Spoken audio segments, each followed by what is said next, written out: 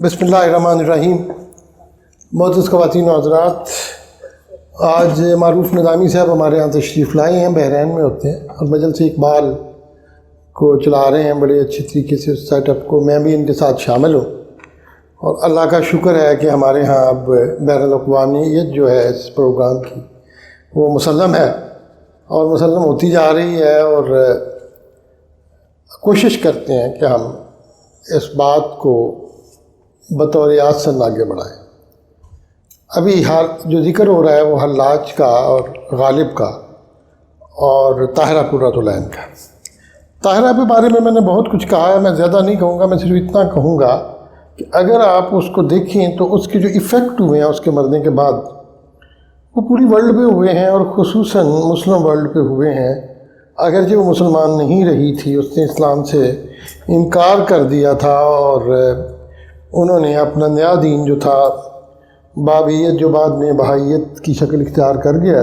اچھا، یہ جو ہے میں نے جیسے کہا ہے کہ یہ زمانہ ہے اس کا 1818 سے لے کے 1852 تک، اور یہی زمانہ مرزا غالب کا ہے، اور یہی لگ بھگ اس سے تھوڑے عرصے بعد اس کے سزائے موت پانے کے آپ کو بر صغیر میں جنگ آزادی نظر آتی ہے۔ یہ بھی وہی وقت ہے۔ مولانا محمد حسین آزاد کے فادر نے دہلی سے اردو اخبار بھی 1844 میں جاری کیا تھا۔ تو یہ ایک وقت تھا بیداری کا، لیکن جو بھی اس نے کیا ہے یہ مڈل ایسٹ جو تھا اس وقت کا، جس میں ایران کو بھی ہم مڈل ایسٹ میں کبھی کبھی شامل کر لیتے ہیں، تو یہاں مسلمانوں کا علاقہ تھا، اور اس نے مرد اور عورت کی ایکویلٹی کی بات کی تھی۔ یہ سب سے امپورٹنٹ بات جو ہے وہ یہ تھی، اس وقت کا جو پورا کا پورا معاشرہ تھا وہ میل ڈومینیٹڈ تھا، عورتیں نظر ہی نہیں آتی تھیں اور میل ہی میل۔ تو میں نے ایک ایران کے پڑھ رہا تھا کل، میں لانا چاہتا تھا، وہ لگانا چاہتا تھا بلکہ، تو کہتے ہیں کہ ایک بندہ ایران میں گیا اس زمانے میں، تو کہتا ہے مجھے کوئی عورت نظر نہیں آئی، 5-6 سال کی چھوٹی چھوٹی بچیاں چاند تک نظر آئی ہیں، اور مجھے حیرت ہوئی ہے کسی انگریز نے لکھا ہے کہ یہاں عورتیں ہیں بھی کہ نہیں ہیں۔ تو سم ہاؤ اور ادر یہ اس طرح کا تھا ڈومینیٹڈ ماحول جس میں خواتین کی کوئی بھی معاشرے کے اندر وہ نہیں تھی کنٹریبیوشن۔ یہ اس کے اگینسٹ تھا یہ سب کچھ جو اسلام کے شروع کے سالوں میں تھا، رسول اللہ صلی اللہ علیہ وسلم کے اور صحابہ کرام میں، جب عورتوں کی ایک اپنی حیثیت جو تھی مسلم تھی، اور وہ سوسائٹی میں اپنے تحرک کے ساتھ موجود تھی اور نظر آتی تھی، کوئی اس میں شک والی بات نہیں ہے کسی طرح کی۔ تو یہ جب میڈیول دور میں خواتین کو گھروں تک بالکل محدود کر دیا گیا اور ان کے تمام حقوق چھین لیے گئے، تو یہ آپ سمجھ لیں کہ یہ اس کے اگینسٹ ایک چیلنج تھا اور اس کے اگینسٹ ایک بغاوت تھی، اور اس کی سزا اس کو جو ملی ہے اس سے زیادہ بڑی سزا کیا مل سکتی ہے جو سزائے موت کی شکل میں تھی۔ ایک کتاب ہے اس نے لکھی ہوئی ہے، دو حسین عادیے اور ہلری چیپمین نے، ایک پرانی کتاب ہے انگلش کی، امریکہ میں لکھی ہوئی، اور اس کا نام ہے کتاب کا the calling, Tahirih of Persia and her American contemporaries. یہ ایک کتاب ہے جس میں انہوں نے کمپیئر کیا۔ دو چیزیں آپ بڑی سمجھ لیں کہ برطانیہ میں بھی 1818 تک 1820 تک بھی خواتین کو ووٹ کا حق نہیں تھا، اور جن لوگوں نے ووٹ خواتین کو دینے کی موومنٹ چلائی تھی اس میں رنجیت سنگھ کی پوتی فوزیہ بھی شامل تھیں، بمبا کی بہن تھی، ان لوگوں نے بڑی اسٹرگل کی۔ تو انگریزوں کے یہاں بھی خواتین کو کوئی خاص حقوق نہیں تھے، ایون ووٹ کا بھی حق نہیں تھا۔ یہ بڑا ریسنٹ ہے، 1900 کچھ میں جا کے ان کو خواتین کو برطانیہ میں ووٹ کا۔ تو کسی نے پوچھا تھا، انہوں نے کہا جی، اگلے دن ایک خاتون نے بات کر رہی تھی افغان کی، کہتا اب طالبان کے باپ کو کیا کہتے ہیں؟ آج تک امریکہ میں 43 پریزیڈنٹ ہوئے، کون سی عورت ہوئی ہے پریزیڈنٹ؟ اور وہ کہتا تھا، نکسن کہتا تھا میں بڑا خوش ہوں میری پوری کیبنٹ میں ایک بھی عورت نہیں ہے۔ مطلب یہ میں نہیں کہہ رہا کہ یہ کوئی خدا نخواستہ مسلمانوں کے ساتھ تو بات کرنا بڑا ایزی، نہ جو بھی بات ہے مسلمانوں پہ ڈال دیں، لیکن اگر ان کے معاشروں میں بھی دیکھیں تو ان کے معاشروں میں بھی خواتین کو حقوق نہیں ہے، حقوق نہیں تھے، اور چوائس بھی نہیں تھا۔ بچے پالنا بھی، بچوں کو پیدا بھی کرنا، اور اس کے بعد گھر کے کام بھی کرنا، اور پھر باہر سے کما کے بھی لانا. یہ ایک ایسی چیز ہے جو میں نے برطانیہ میں دیکھی ہے. دیور انڈر پریشر میں ہے. ایسی بات نہیں تھی کہ وہاں بڑی آزادی ہے. آزادی صرف یہی ہے کہ ان کو مجبور کر دیا گیا ہے تاکہ وہ کماڈیٹیز کو سیل کر سکیں. اور یہ وہ چیز تھی جب علامہ اقبال رحمۃ اللہ علیہ گئے تھے وہاں گولڈ میز کانفرنس میں، شاید 1933 کی بات ہے، 32 کی. تو سیلفریج ایک اسٹور ہے بڑا مشہور ان کا، اور وہ ہے ادھر آکسفورڈ اسٹریٹ پہ. میں ادھر پھرتا ہوتا تھا، آکسفورڈ اسٹریٹ، پیکاڈیلی سرکس وغیرہ. سیلفریج میں وہاں سے بھی کچھ چیزیں خریدی. تو علامہ نے جرابیں لینی تھی. تو وہاں ایک خاتون تھی، خوبصورت سی بچی، وہ جرابیں لائی. تو علامہ صاحب کہتے ہیں یہ کیا کر رہی ہے ادھر؟ کہتے کتنے افسوس کی بات ہے، کیا جرابیں بیچنے کے لیے بھی ان کو عورت کی بیوٹی کو ایکسپلائٹ کرنا پڑ رہا ہے؟ He was not happy. انہوں نے لکھا اقبال نے، پھر لیورپول پوسٹ میں آیا اگلے دن کہ کیا کر رہے ہیں. تو یہ جس کو آپ آزادی کہتے ہیں، آزادی نہیں ہے، نمائش آپ کہہ سکتے ہیں. ٹرو آزادی جو تھی وہ ایک ڈیفیکلٹ ایک ہے کانسیپٹ جس کے بارے میں آج تھوڑا سا تو اس خاتون کو آزادی کے علمبردار کے طور پہ لیا گیا. اور پھر مزے کی بات یہ کہ ٹرکی میں جب ووٹوں کی خواتین کو ووٹ دلانے کے بعد پھر طاہرہ کا نام آیا.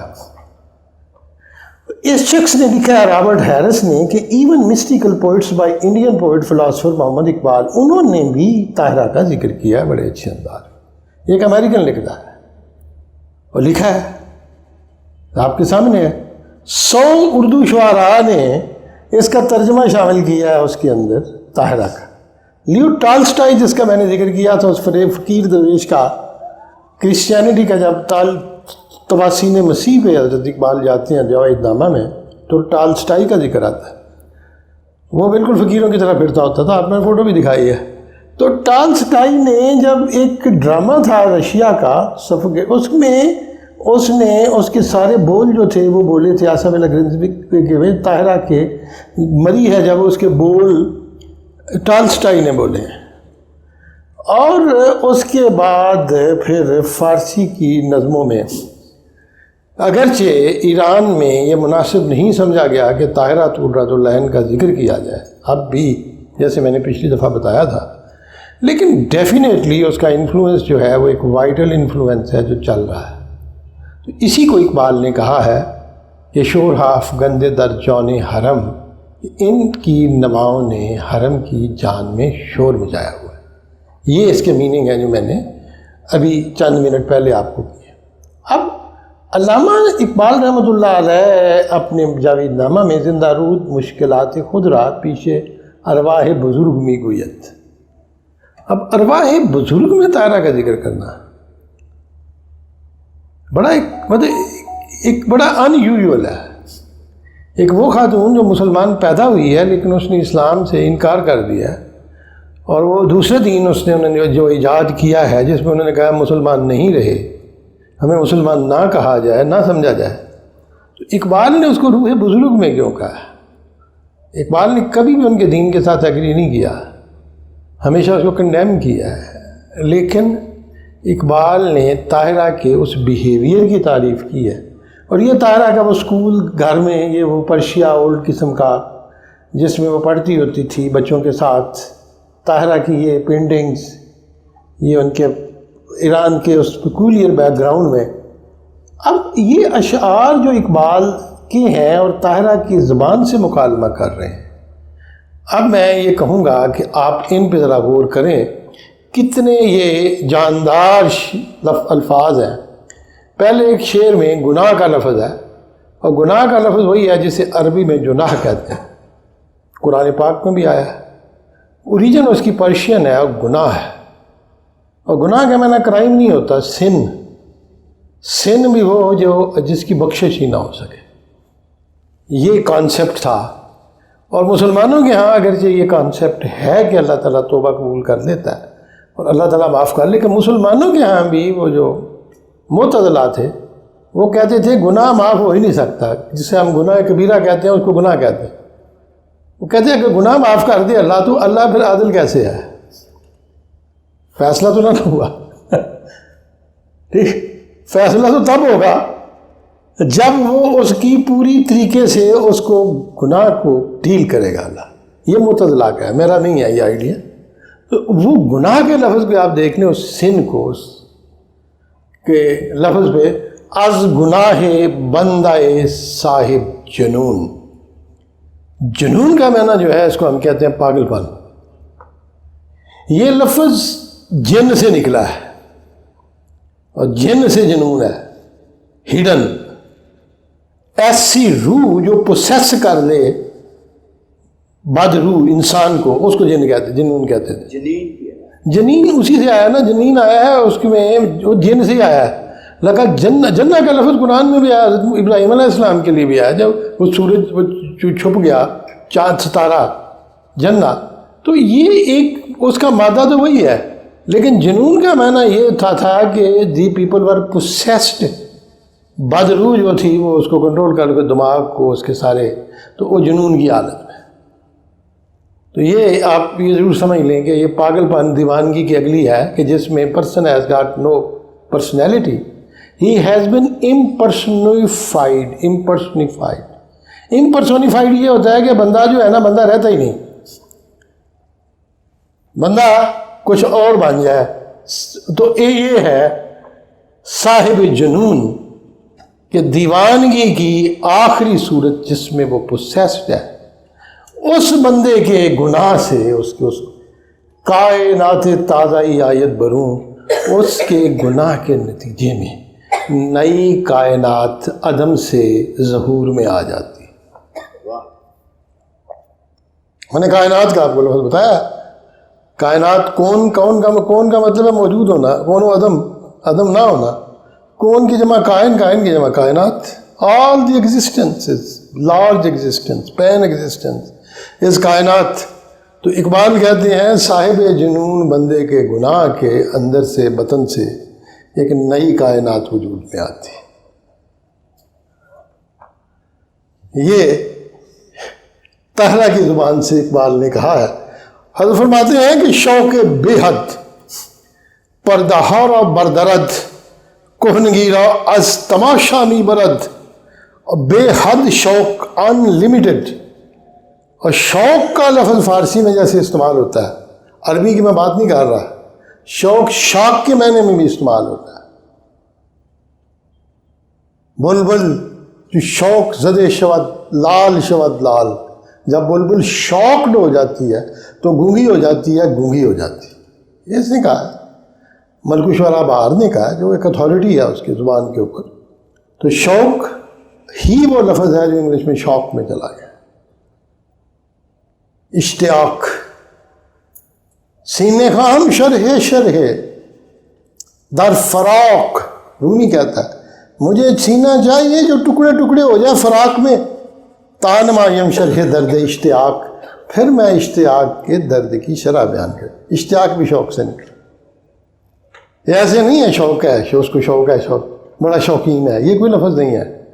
when you read the Persian، پھر اس کی اس ریفرنس میں آئے کہ شوق بے حد، انلمیٹڈ شوق، پردہ ہارا بردرد، اس میں یہ طاقت ہے کہ سارے پردوں کو توڑ دیتا ہے. آل دا، پردے کی جب معنی ہے انگلش میں بیریئر، بیریئر ٹائم کا بھی ہے، اسپیس کا بھی ہے، سارے بیریئر کو یہ شوق بے حد جو ہے نا وہ توڑ دیتا ہے. نہ زمان ہے نہ مکان، لا الہ الا اللہ. اگر اس بات کو آپ سمجھ لیں، شوق بے حد، پردہ ہارا بردرد، تو کیا کرتا ہے؟ کوہنگی را از تماشا می برد. کوہنگی، کونا کہتے کو کہتے ہیں پرانا، لیکن کوہنگی سے اصل مراد کنزرویٹزم ہے.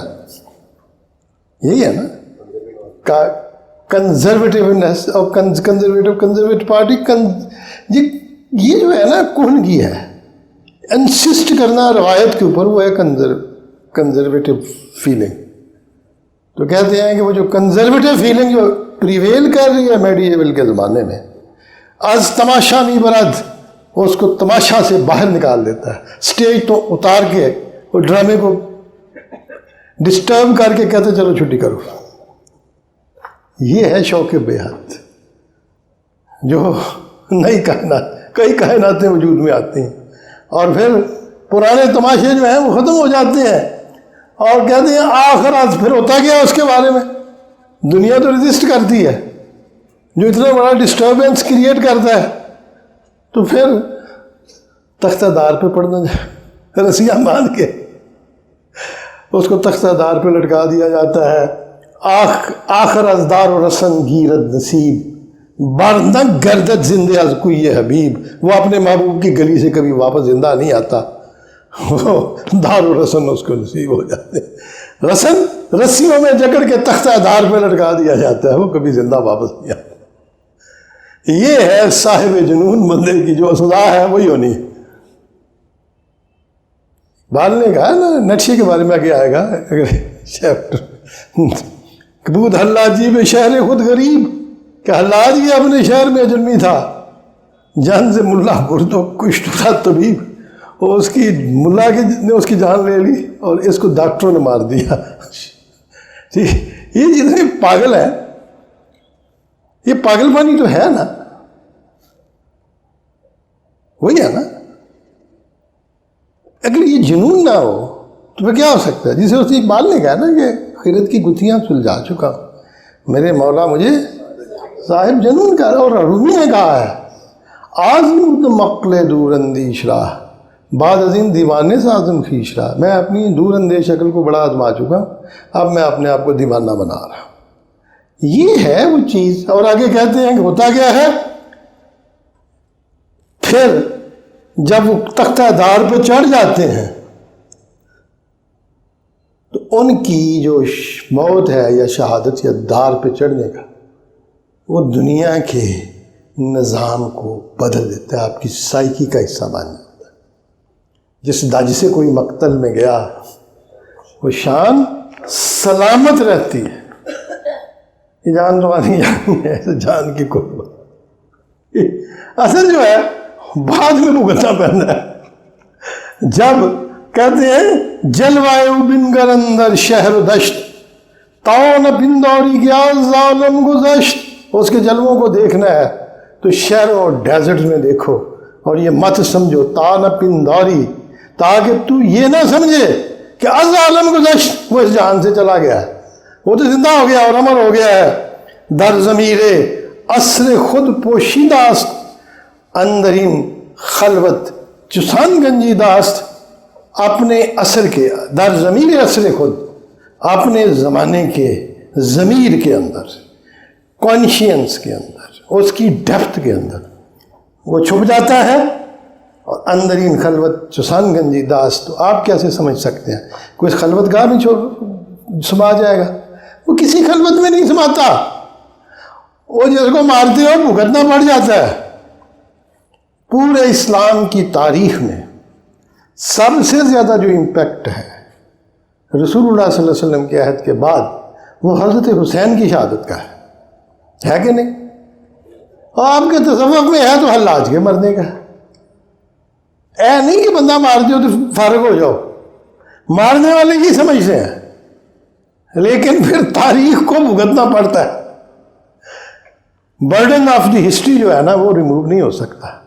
یہ اس چند شعروں میں اقبال نے طاہرہ کی زبان سے کہا ہے، از گناہ بندہ صاحب جنون، کائنات تاز آید برون، شوق بے حد پردہ ہارا بردرد، کہن گیراس تماشا می برد، آخر از دار و رسن گیرد نصیب، بر نہ گردد زنداز کوے حبیب، جلوے بنگر اندر شہر و دشت، تھا نہ پندوری گیا ظالم گذشت، در ضمیر عصر خود پوشی داست، اندرین خلوت چسان گنجی داست۔ یہ ہے بات۔ اب چونکہ آگے یہ ذکر آنا ہے حضرت کا، اور حضرت جو ہیں یہ میں پھر اس کو تھوڑا سا غلط کر دیتا ہوتا ہوں، چلیں اوپر آ جائے گا۔ اچھا مرزا صاحب اسی قبیل کے میں کئی دفعہ ذکر کر چکا ہے نا۔ آج میں پڑھ رہا تھا تو کسی نے کہا کہ جب اس نے ظہیر احمد صدیقی نے لکھا ہے ایک آرٹیکل، پروفیسر تھے پرشین کے جی سی میں نے بھی اپنا پہلا قصیدہ انہی کے دفتر میں سنایا تھا، اور اصلاح لی تھی، ابھی فوت ہوئے 2-4 سال پہلے بزرگی، بہت ہی نیک آدمی اور بڑے پڑھے لکھے تھے۔ تو ظہیر احمد صدیقی لکھتے ہیں کہ جب غالب مرا تھا تو اس کو اردو شاعر نہیں سمجھا جاتا تھا۔ حال ہی میں بھی مرثیے میں اس کو فارسی شاعر ہی کہا تھا۔ محمد احمد نے بھی جو اس پہ لکھا تھا مضمون، وہ فارسی کے، اس کو کمپیئر انہی کے ساتھ کیا تھا۔ اس کے سارے ساتھی جو تھے وہ اس کو فارسی کا شاعر ہی کہتے تھے، کہتے چلو فارسی بھول گئی تو پھر 10% اردو کلام جہاں انہوں رڑک دینے پہ جو وہ تھا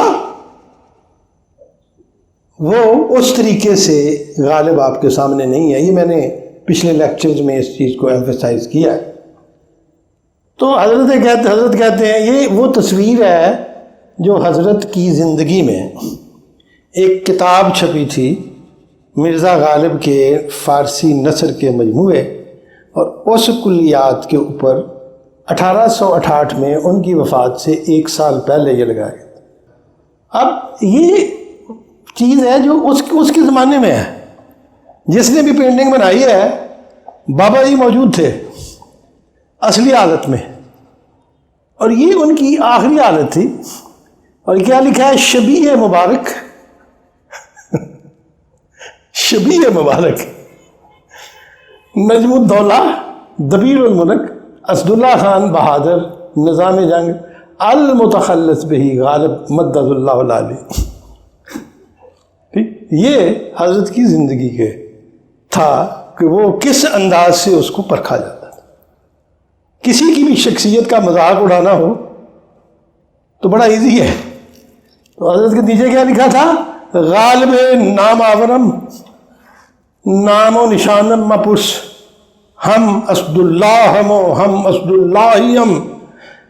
غالب نام آورم، میں نام آور غالب ہوں، نام و نشان مپرس، ہمارا نام و نشان کیا پوچھتے ہو؟ ہم خود بھی اسد اللہ ہیں اور ہیں بھی علی کے، اسد اللہ ہم اسد اللہ ہم۔ یہ اس کی زندگی میں ہے کہ غالب نام آورم، نام و نشان مپرس، ہم اسد اللہ ہم اسد اللہ ہم۔ 1868 مطبوعہ نول کشور، کلیات نثر غالب، شبیہ مرزا غالب در زندگانی استاد منتشر شد۔ اور پھر کہتا ہے کہ بے مرگ من کے پاس از من، بے مرگ من یاد آر، بے کوئی خویشتن نہ ناچے، بھی کفن یاد آر، جب میں مر جاؤں گا تو میرے مرنے کے بعد مجھے یاد کرنا، اور پھر میری اس بے کفن لاش جو تمہاری گلی میں پڑی ہوئی ہے اس کو دیکھتے رہنا۔ وہ یہ کہتا ہے جن روایات کے ہم امین تھے وہ ہمارا کفن بھی نہیں بنا، ہماری لاش بھی پڑی ہوئی ہے بغیر کفن کے، ہم وہ نہیں رہے جو تھے اپنی زندگی میں۔ اور یاد کرنا ہے بے کوئی خویشتن اپنی گلی میں، ناش بھی کفن یاد، ہماری بغیر کفن کے لاش کو دیکھو۔ منم نیم کے مرگم جہان بہم نہ خورد، میں وہ نہیں جب میں مر جاؤں گا تو میرے مرنے کے بعد جہان میں انقلاب اور ارتعاش اور لرزہ پیدا نہیں، بہم خوردن، جہان ایک دوسرے کے ساتھ ایسے سٹرائک کر جائے گا، ایسے کہتے کہ فغان زاہد و فریاد برہمن یادار، پھر زاہد بھی روئیں گے تو برہمن بھی فریاد کریں گے، پھر اس وقت کو یاد کرو۔ اور وہی تھی جسے حاجی نے کہا تھا بلبل ہند مر گیا ہے ہاتھ، جس کی تھی بات میں ایک بات، نکتہ داں نکتہ سنج نکتہ شناس، پاک دل پاک ذات پاک صفات، شیخ اور بدلہ سنج، شوخ مزاج رند اور مرجائے کرام و سکات۔ وہ جس کے پاس لوگ رجوع کرتے تھے، جو مرجع تھا اہل کرم کا، صوفیاء کا، اور سکات سکا لوگوں کا، جو بڑے بڑے سکا علماء تھے، مفتی صدر الدین آزردہ، مولانا خیر آبادی، فضل حق، یہ بڑے بڑے علماء بھی اس کے پاس ہیں، صوفیاء بھی اس کے پاس آ کے بیٹھتے ہیں۔ تو کہتے ہیں یہ تھا وہ بندہ، یہاں اگر بزم تھی تو اس کی بزم، یہاں اگر ذات تھی تو اس کی ذات، قدسی ہو صاحب ہو اسیر و کلیم، یہ فارسی شعراء ہیں سارے، قدسی ہو صاحب ہو اسیر و کلیم، لوگ جو چاہیں ان کو ٹھہرائیں، ہم نے سب کا کلام دیکھا ہے ادب شرط منہ نہ کھلوائیں، غالب نکتہ دان سے کیا نسبت، خاک و آسمان سے کیا نسبت، اہل ہند اب کریں گے کس پہ ناز، رشک شیراز و صفاہانہ نہ رہا جس سے تھا فروغ نظر، سرما بنتا ہے کیوں صفاہاں میں۔ وہ کہتے ہیں اس اصفہان میں سرما اب بھی بنتا ہے پرشین کا، اور جی اکھاں چ روشنی ہوندی سی اس سرمے نال وہی مر گیا ہے۔ فارسی بند کر دو، کتاب بولنا بند کر، اصفہان میں بھی بند کر دو۔ تم سرما بناتے تھے، اس کی آنکھوں میں ڈال کے اس کو نور نظر آتا تھا۔ اب یہ ساری چیزوں کے بعد یہ نظم بار بار غزل میں نے پڑھی ہے، اور آج میں نے پڑھنے کی وجہ بھی ہے۔ یہ ہے اس کی اردو، جس کے بارے میں علی کہتے ہیں اردو کون سی اردو ہے، ایک لفظ چینج کر دیں تو فارسی بن جاتی ہے۔ شبنم بے گلے لالا نخالی ز ادا ہے، لالے کے پھول کے اوپر پڑا ہوا شبنم کا ایک قطرہ، وہ بھی اپنے ادا اور ناز سے خالی نہیں ہے۔ داغے دل بے درد نظر گاہ حیا ہے، وہ میرے دل بے درد کا داغ ہے اور میری حیا کی نظر گاہ ہے۔ اور فرماتے ہیں دل خون شدائے کشمکش حسرت دیدار، آئی نہ بدست بدے بد مست حنا ہے۔ کہتے ہیں کہ میرا جو خون میں لتھڑا ہوا دل ہے اور حسرت و دیدار کی کشمکش میں ہے، اس میں اگر میرا محبوب دیکھ لے تو ایسے ہی ہوگا کہ اس نے محبوب نے لال رنگ کی مہندی لگائی ہے، ڈوبا ہوا ہے مہندی میں، اور اس کو اپنا چہرہ نظر آ رہا ہے۔ یہ ہے۔ اب یہاں کہیں اردو ہے، دل خون شدائے کشمکش حسرت دیدار، یہ تو فارسی ہے۔ آئین بے دستے بدے مند مست حنا ہے، شعلے سے نہ ہوئی حوث شعلہ نے جو کی، جی کس قدر افسردگی یہ دل پہ جلا ہے، تمثال میں تیری ہے وہ شوخی کے بصد ذوق، آئینہ بے انداز گل آغوش گشا ہے۔ تیری تمثال میں تیری تصویر جو نظر آتی ہے عکس، وہ شوخی ہے کہ سو ذوق کے ساتھ پھول کی پتیوں کی طرح آئینہ اپنے آپ کھول کے اس کے سامنے پیش کرتا ہے۔ کمری کف خاکسترو بلبل کفس رنگ اے نالا نشان جگر سوختہ کیا ہے۔ اب میں صرف اس شعر کو لوں گا اور یہ دکھاؤں گا کہ اس ورس نے حضرت علامہ اقبال کو متاثر کیا، اور حضرت نے عالم ارواح میں جا کے جاوید نامہ میں مرزا صاحب کو کہا مجھے اپنا یہ شعر سمجھا دیں، کیونکہ اگلی جگہ ان کا ذکر آتا ہے تو زندہ رود مشکلات خود را پیش ارواح بزرگ میگوید، زندہ رود کیا کہتے ہیں، ترا دادند درد جستجوئی مانیے یک شعر خود بامن بگوئی، اللہ نے تمہیں جستجو کی درد عطا کر دی تھی، مجھے اپنے ایک شعر جو ہے نا اس کے معنی سمجھا دو۔ پوچھنے والا بھی اقبال ہے اور بابا سے پوچھ رہا ہے کہ مجھے سمجھ نہیں لگ رہی تو کی کیا کہہ گیا ہے۔ کمری کف خاکستر بلبل قفس رنگ ای نال نشان جگر سوختائی چیست۔ یہ علی نے کہا ہے کہ ایک لفظ بدل دو تو شعر فارسی کا بدل، اقبال نے بنا دیا جو پیچھے میں نے آپ کو سنایا ہے۔ کمری کف خاکستر بلبل قفس رنگ، کمری کیا ہے، وہ تو راکھ کی ایک مٹھی ہے، اور بلبل کا تو اپنا رنگ ہی اس کی طرح ہے، قفس کی طرح کا جو پنجرے کا ہے جس میں پھنسی ہوئی ہے۔ کہتے ہیں اے نالا نشان جگر سوختائی چیز، اور اے نالا میرا آوازاری تو بتا کہ تو کس کے جلے ہوئے جگر سے آ رہا ہے، اس کا بتاؤ۔ اور غالب اس کو جواب دیتے ہیں نالائی کو خیز دز سوزے جگر ہر کھجو تاثیر او دیدم دگر، وہ نالا جو سوزے جگر سے اٹھتا ہے ہر کہیں میں نے اس کی تاثیر کوئی اور ہی دیکھی ہے۔ اور کمری از تاثیر او واسوختے، کمری جو ہے اس کی تاثیر سے جل کے راکھ ہو گئی ہے۔ کل میں نے واسوخت پڑھانی ہے، فارسی میں واسوخت ایک ایسی صنف ہے جو اردو میں آئی ہے، اور وہ ہوتا ہے کہ محبوب سے گلا کیا جاتا ہے کھل کے، اور تھوڑا گستاخی سے کیا جاتا ہے، تھوڑی سی بہت ساری یہ کہا جاتا ہے نہیں تو نہ صحیح، تم نہیں تو اور صحیح۔ یہ ہے واسوخت، سوخت اور واسوخت، اور اقبال کا سارا شکوہ ہی واسوخت ہے، اور کیا۔ کل میں نے صبح 9 بجے یہاں لیکچر دینا ہے، شکوہ اور جواب۔ پروفیسر چغتائی نے کہا میرے جو ڈاکٹرز ہیں نا ان کو پڑھاؤ، ان کو شکوہ اور جواب، شکوہ ان کو یہ بھی نہیں پتہ، اور ان سے پوچھو۔ تو وہ کہتے ہیں کمری از تاثیر او واسوختے، جو سوز جگر ہے اس کی تاثیر سے کمری جو ہے وہ فریاد کرتی کرتی چل کے راکھ ہو گئی سودے جگر سے، اور بلبل از وہی رنگ ہاں اندوکھتے، اور وہی اس کے نغمے گاتی گاتی بلبل نے اپنے اوپر رنگ چڑھا لیے، اندوختن ٹو کلیکٹ، اندوز پس اکٹھے کر دیے ہیں رنگ کمری نے اپنے اوپر، یا ڈال دیے ہیں، اندوز دل اندوز ڈال بھی دینا ہوتا ہے اکٹھا کر کے، تو بلبل نے اپنے اوپر وہی کلر جو ہے سودے جگر کا چڑھا دیا اور مختلف رنگوں کی شکل میں نمودار ہو گیا ہے۔ پھر غالب کہتے ہیں اندرو مرگی بے آغوش حیات، ایک نفس انجا حیات انجا ممات، وہ سودے جگر کیا ہے؟ اس کے اندر اندرو، اس کے اندر زندگی کی آغوش میں موت تڑپ رہی ہے، یہ ہے سودے جگر، آغوش حیات میں موت پل رہی ہے، یک نفس انجا حیات انجا ممات، ایک لمحہ کی یہاں زندگی ہے اور پھر وہاں کی موت ہے، اور کہتے ہیں انچنا رنگی کہ ارینگی ازوست، انچنان رنگی کے بھی رنگی ہے۔ اب ارینگ کیا ہے؟ اس کا ذکر میری کتاب میں Iqbal and sages of the East میں تفصیل کے ساتھ چیپٹر ہے مانی پہ،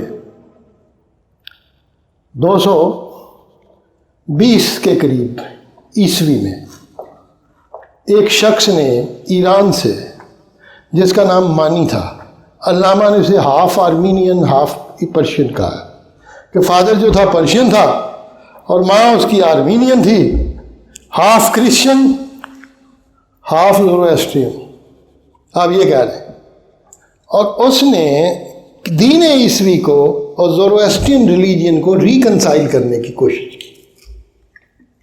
عیسائیت کے جو خوبیاں تھیں، جن کو آپ یہ کہہ سکتے ہیں کہ اپنے آپ کو دنیا کو تیاگ دینا، مراقبے، روحانیت، وہ اس نے زوروسٹرین ریلیجین کے ساتھ مکس کر دی۔ تو اس نے کہا کہ دنیا کو چھوڑو، لالچ کو بھی چھوڑو، اور زوروسٹرین کے یہاں یہ کانسیپٹ تھا کہ نور اور ظلمات، تاریکی لائٹ اور نور کی ابدی کش مکش جو ہے وہ موجود ہے۔ مقصد یہ تھا کہ ایک طرف نور ہے، ایک طرف لائٹ ہے، and you are standing in between, اور آپ پہ دونوں چیزوں کے اثرات ہو رہے ہیں۔ آپ نے نور کو رہنے دینا ہے اور ڈارکنیس کو نکالنا ہے اپنے آپ سے، یہ سب ضرور ہے۔ کائنات میں بھی یہ ہے، جہاں روشنی ہے اس کو آپ نے پھیلانا ہے اور اندھیرے کو نکالنا ہے، یہ تھا کانسیپٹ زوروسٹرین۔ اس نے کہا کہ ہے تو نور اور ظلمات، لیکن آپ یہ سمجھ لیں کہ جو روشنی ہے وہ تاریکی کے اندر ایمبیڈ ہو گئی ہے، روشنی کے ذرات، تو تاریکی کے ذرات کے اندر روشنی اور جو ہے نا پھنسی ہوئی ہے، آپ نے توڑ توڑ کے اس روشنی کو باہر نکالنا ہے۔ دیر آر ادر کانسیپٹ جو مانی نے پیش کیے، اور 272 عیسوی میں شاپور دی سیکنڈ جو ایرانین ایمپرر تھا، علماء جو تھے وہ بڑے بڑے ان کے زوروسٹرینز، انہوں نے فتویٰ دے کے اس کو تختہ دار پہ لٹکا دیا مانی کو، اور کہتے ہیں جو مانی کے ساتھ ہوا وہ 319 ہجری میں 600 سال بعد it was repeated with Hallaj. تو میں نے اس کتاب میں زیادہ تر وہی شخصیات اکٹھی کی ہیں، زیادہ تر جو سولی چڑھ گئے ہیں، زیادہ تر، اسی میں نے ان لوگوں کا ذکر کیا۔ تو ارینگ کیا تھا؟ مانی ایک پینٹر تھا اور وہ خوبصورت پینٹنگز بناتا تھا، تبت میں بھی رہا، کشمیر میں بھی رہا، سینٹرل ایشیا میں بھی، اور اس کے غاروں کے اندر جا کے مانی نے خوبصورت پینٹنگز بنائیں، اور اس کی پینٹنگز کی نمائش سے اس کی تبلیغ ہوتی تھی۔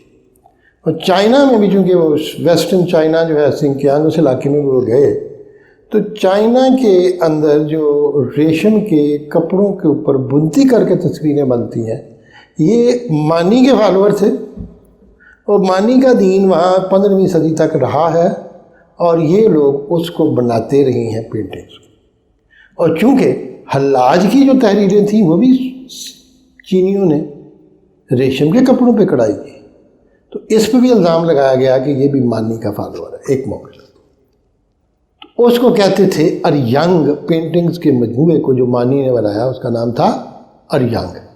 اور غالب نے کہا ہے کہ فارسی بین تاب بینی نقش ہو یہ رنگ رنگ، میرے فارسی کلام کے پڑھو کہ رنگ رنگ نقش نظر آئیں، بغ غرض مجموعہ یہ اردو کہ بھی رنگ مانست، میرے اردو کے کلام کو چھوڑ دو کہ میرا بے رنگ ہے۔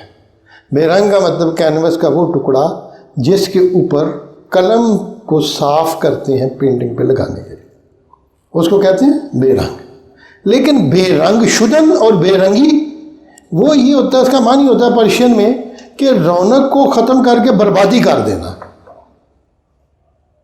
بے رنگ شدن یہ میں نے آج اپنے شعر میں بھی استعمال کیا، ایک فارسی کے غزل اپنی دیکھ رہا تھا، تو جب میں غزل میں لفظ استعمال کر لیتا ہوں تو پھر میں دوبارہ پھر ڈکشنری پرشین کی دیکھتا ہوں کہ کہیں میں نے محاورے کو ڈسٹرب تو نہیں کیا۔ یہ بڑی ذمہ داری ہوتی ہے فارسی شاعر کی، کسی شاعر کی بھی، تو میں ذرا خیال رکھتا ہوں۔ اور اسی لیے ایرانین میرے جو فالوورز ہیں وہ یہ کہتے ہوتے ہیں، روناچ بھی کہتے ہیں کہ جس طرح آپ محاورے کی ڈیپتھ پہ چلے جاتے ہو، دقت پہ، ہمیں حیرت ہوتی ہے کہ آپ نے کتنا مطالعہ کیا ہوا پرشین کا ان ڈیپتھ، جو ہمارے ہاں اس طرح نہیں اب رہا۔ تو میرے کہنے کا مطلب بے رنگ کی کیا معنی یہ، اور بے رنگ، اور غالب کہتا ہے فارسی بین تاب بینی کندر اقلیم خیال، میرے فارسی کلام کو پڑھو تاکہ تمہیں پتہ چلے کہ خیالات کی سلطنت میں مانی اور ینگم و ان نسخے اور تنگے مانست، میں ہی مانی ہوں اور یہ میرا کلام اریانگ ہے، اور جو نسخہ لایا ہوں یہ میری پینٹنگ ہے ساری کی ساری۔ وائے غالب سینگ آف مانی۔ تو اقبال نے بھی اریانگ کا یہاں ذکر کرتے ہوئے یہ فرمایا ہے کہ انچنن رنگی اس سوز جگر کا اس قدر رنگ کہ اریانگی یزوست، جس سے اریانگی جنم لیتی ہے، اور پینٹنگ جس سے مانی دنیا کے اندر پینٹنگ کر دیتا ہے، غالب اس پینٹنگز کو اڈاپٹ کرتے ہیں، اور سارے کے سارے کہتے ہیں یہ رنگ ہے جن سے اریانگ بنتا ہے۔ رنگ ہو یا سنگ و خشت، چنگ ہو یا عرف و صوت، موجزائے فن کی ہے خون جگر سے نمود۔ یہ ہے جگر کا سوز جو ان رنگوں کو لے آتا ہے جن رنگوں سے اریانگی ہو جاتی ہے، اور پھر فرماتے ہیں انچنان رنگی کہ بھی رنگی یزوس، اور اس قدر رنگ ہے کہ جس سے بے رنگی ہو جاتی ہے، یعنی بربادی پھیل جاتی ہے۔ سوز جگر دے رنگ ہے نا، کبھی وہ پینٹنگ کی شکل میں آ جاتا ہے، کبھی دنیا کے بیسٹ آرٹ میں، اور کبھی دنیا میں تباہی پھیلا دیتا ہے سوز جگر۔ آگے فرماتے ہیں ایک غالب کہہ رہا ہے تو نہ دانی، اقبال کو کہتا ہے تمہیں کوئی پتہ نہیں ہے، تو نہ دانی ان مقام رنگ و بوست، جس مقام پہ تو کھڑا ہے یہ رنگ اور خوشبو کا مقام ہے، قسمت ہر دل بقدر ہائی و ہوست، اور ہر ایک دل کی قسمت جو ہے اس کے ہاؤ ہو کے مطابق ہے، جتنا کو روئے گا اتنا ہی اس کو یہ حاصل ہو جائے گا، سودے جگر جو نہیں روئے گا اس کو نہیں ملے گا، قسمت ہر دل بے قدر ہائی ہو۔ اور پھر غالب کہتا ہے یا بے رنگا یا بے رنگی گزر، یا نشانی گیر یا سوزے جگر، یا تو اپنے پہ رنگ چڑھا لے، قرآن کی آیت کی وہ صبغۃ اللہ والا کہ اللہ کا رنگ ہے، یا بے رنگا، یا تو رنگ چڑھا لے اپنے آپ پہ، یا بے رنگی گزر، یا بے رنگی میں داخل ہو جا، بربادی میں سارے رنگ لا دے، تا نشانی گیر یا سوزے جگر، تاکہ پھر تمہیں سوزے جگر کا نشان مل جائے۔ آئی ڈونٹ انڈرسٹینڈ کہ اقبال کس ڈیپتھ میں چلے گئے ہیں غالب کو سمجھنے میں، اور غالب کے الفاظ کو جو لائیں گے سارے کے سارے غالب کے دیوان میں الفاظ ہیں جن کو چن کے اقبال نے غالب کی ترجمانی کی ہے، ایسے نہیں کی انہوں نے۔ اگر طاہرہ کی بھی کی ہے تو طاہرہ کی ترجمانی اس کے اندر سے کی ہے۔ اب مشکلات میں کیا کہتے ہیں، اب جو مسئلہ آیا نا، معزز خواتین و حضرات مجھے معاف کر دینا، یہ بہت ہی وہ مقام آ گیا ہے، بہت اونچا مقام، جہاں پر جلتے ہیں۔ اگر یہ اکثر موی برتر پرم فروغ تجلی بصورت پرم، یہ رسول اللہ صلی اللہ علیہ وسلم کی شان کے بارے میں اقبال دریافت کرنا چاہتے ہیں، وہ پوچھتے کیسے ہیں؟ مرزا غالب سے۔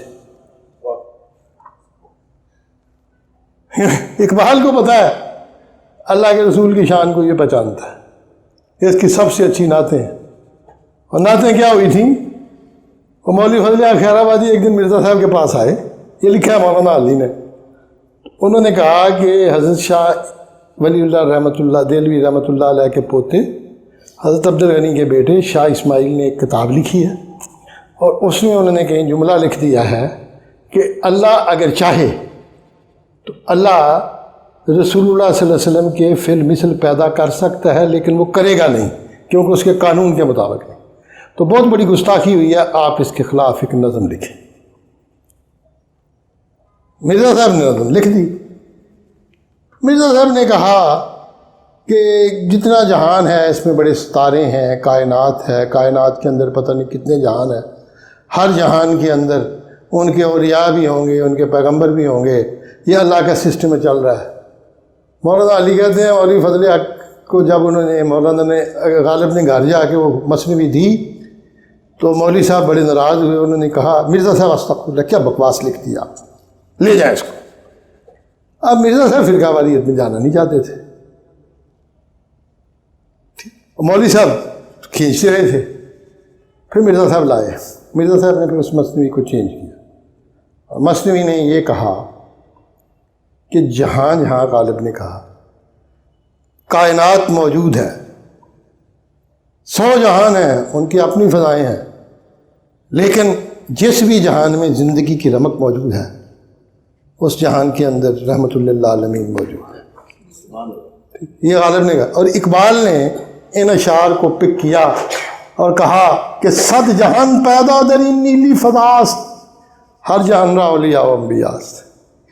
بابا جی تم نے کہا تھا کہ اس نیلی فضا میں 100 جہان ہیں اور ہر جہان کے اپنے اولیاء اور انبیاء ہیں، نیک بنگر اندر ان بود و نبود پئی بے پئی آید جہان ہا در وجود۔ غالب کہتا ہے اچھی طرح دیکھ لے، نیک بنگر اچھی طرح دیکھ لے، اندر ان بود و نبود، اس بود و عدم کی کائنات میں ہے اور نہیں ہے کبھی، پے بے پے آید جہان ہا در وجود، ہر لمحہ سٹیپ بائی سٹیپ نئے جہان وجود میں آ رہے ہیں۔ آگے جا کے مرزا کہتے ہیں، یہ ان کا شعر ہے، ہر کجا ہنگامہ یہ عالم بود، جہاں بھی دنیا کا ہنگامہ ہوگا رحمت للعالمین ہم بود، وہاں رحمت للعالمین موجود ہوں گے۔ یہ غالب کا شعر مرزا صاحب لے۔ معزز خواتین و حضرات، میں اس جوکر کی بات کر رہا ہوں جو آپ کو کنونس کیا جاتا ہے کہ اس صدی کا، پچھلی صدی کا سب سے بڑا جوکر تھا۔ میں اس کو اور ہی رنگ میں آپ کو، اقبال، اور میں نہیں پیش کر رہا، اقبال پیش کر رہے ہیں، میں تو اقبال کی وضاحت کر رہا ہوں۔ میں نے تو مرزا کو ادھر بھی ذکر کیا تھا، آپ کو یاد ہے، بڑی محبت کے ساتھ۔ تو یہاں پہ کہتے ہیں ہر کجا ہنگامہ یہ عالم بود رحمت للعالمین ہم بود۔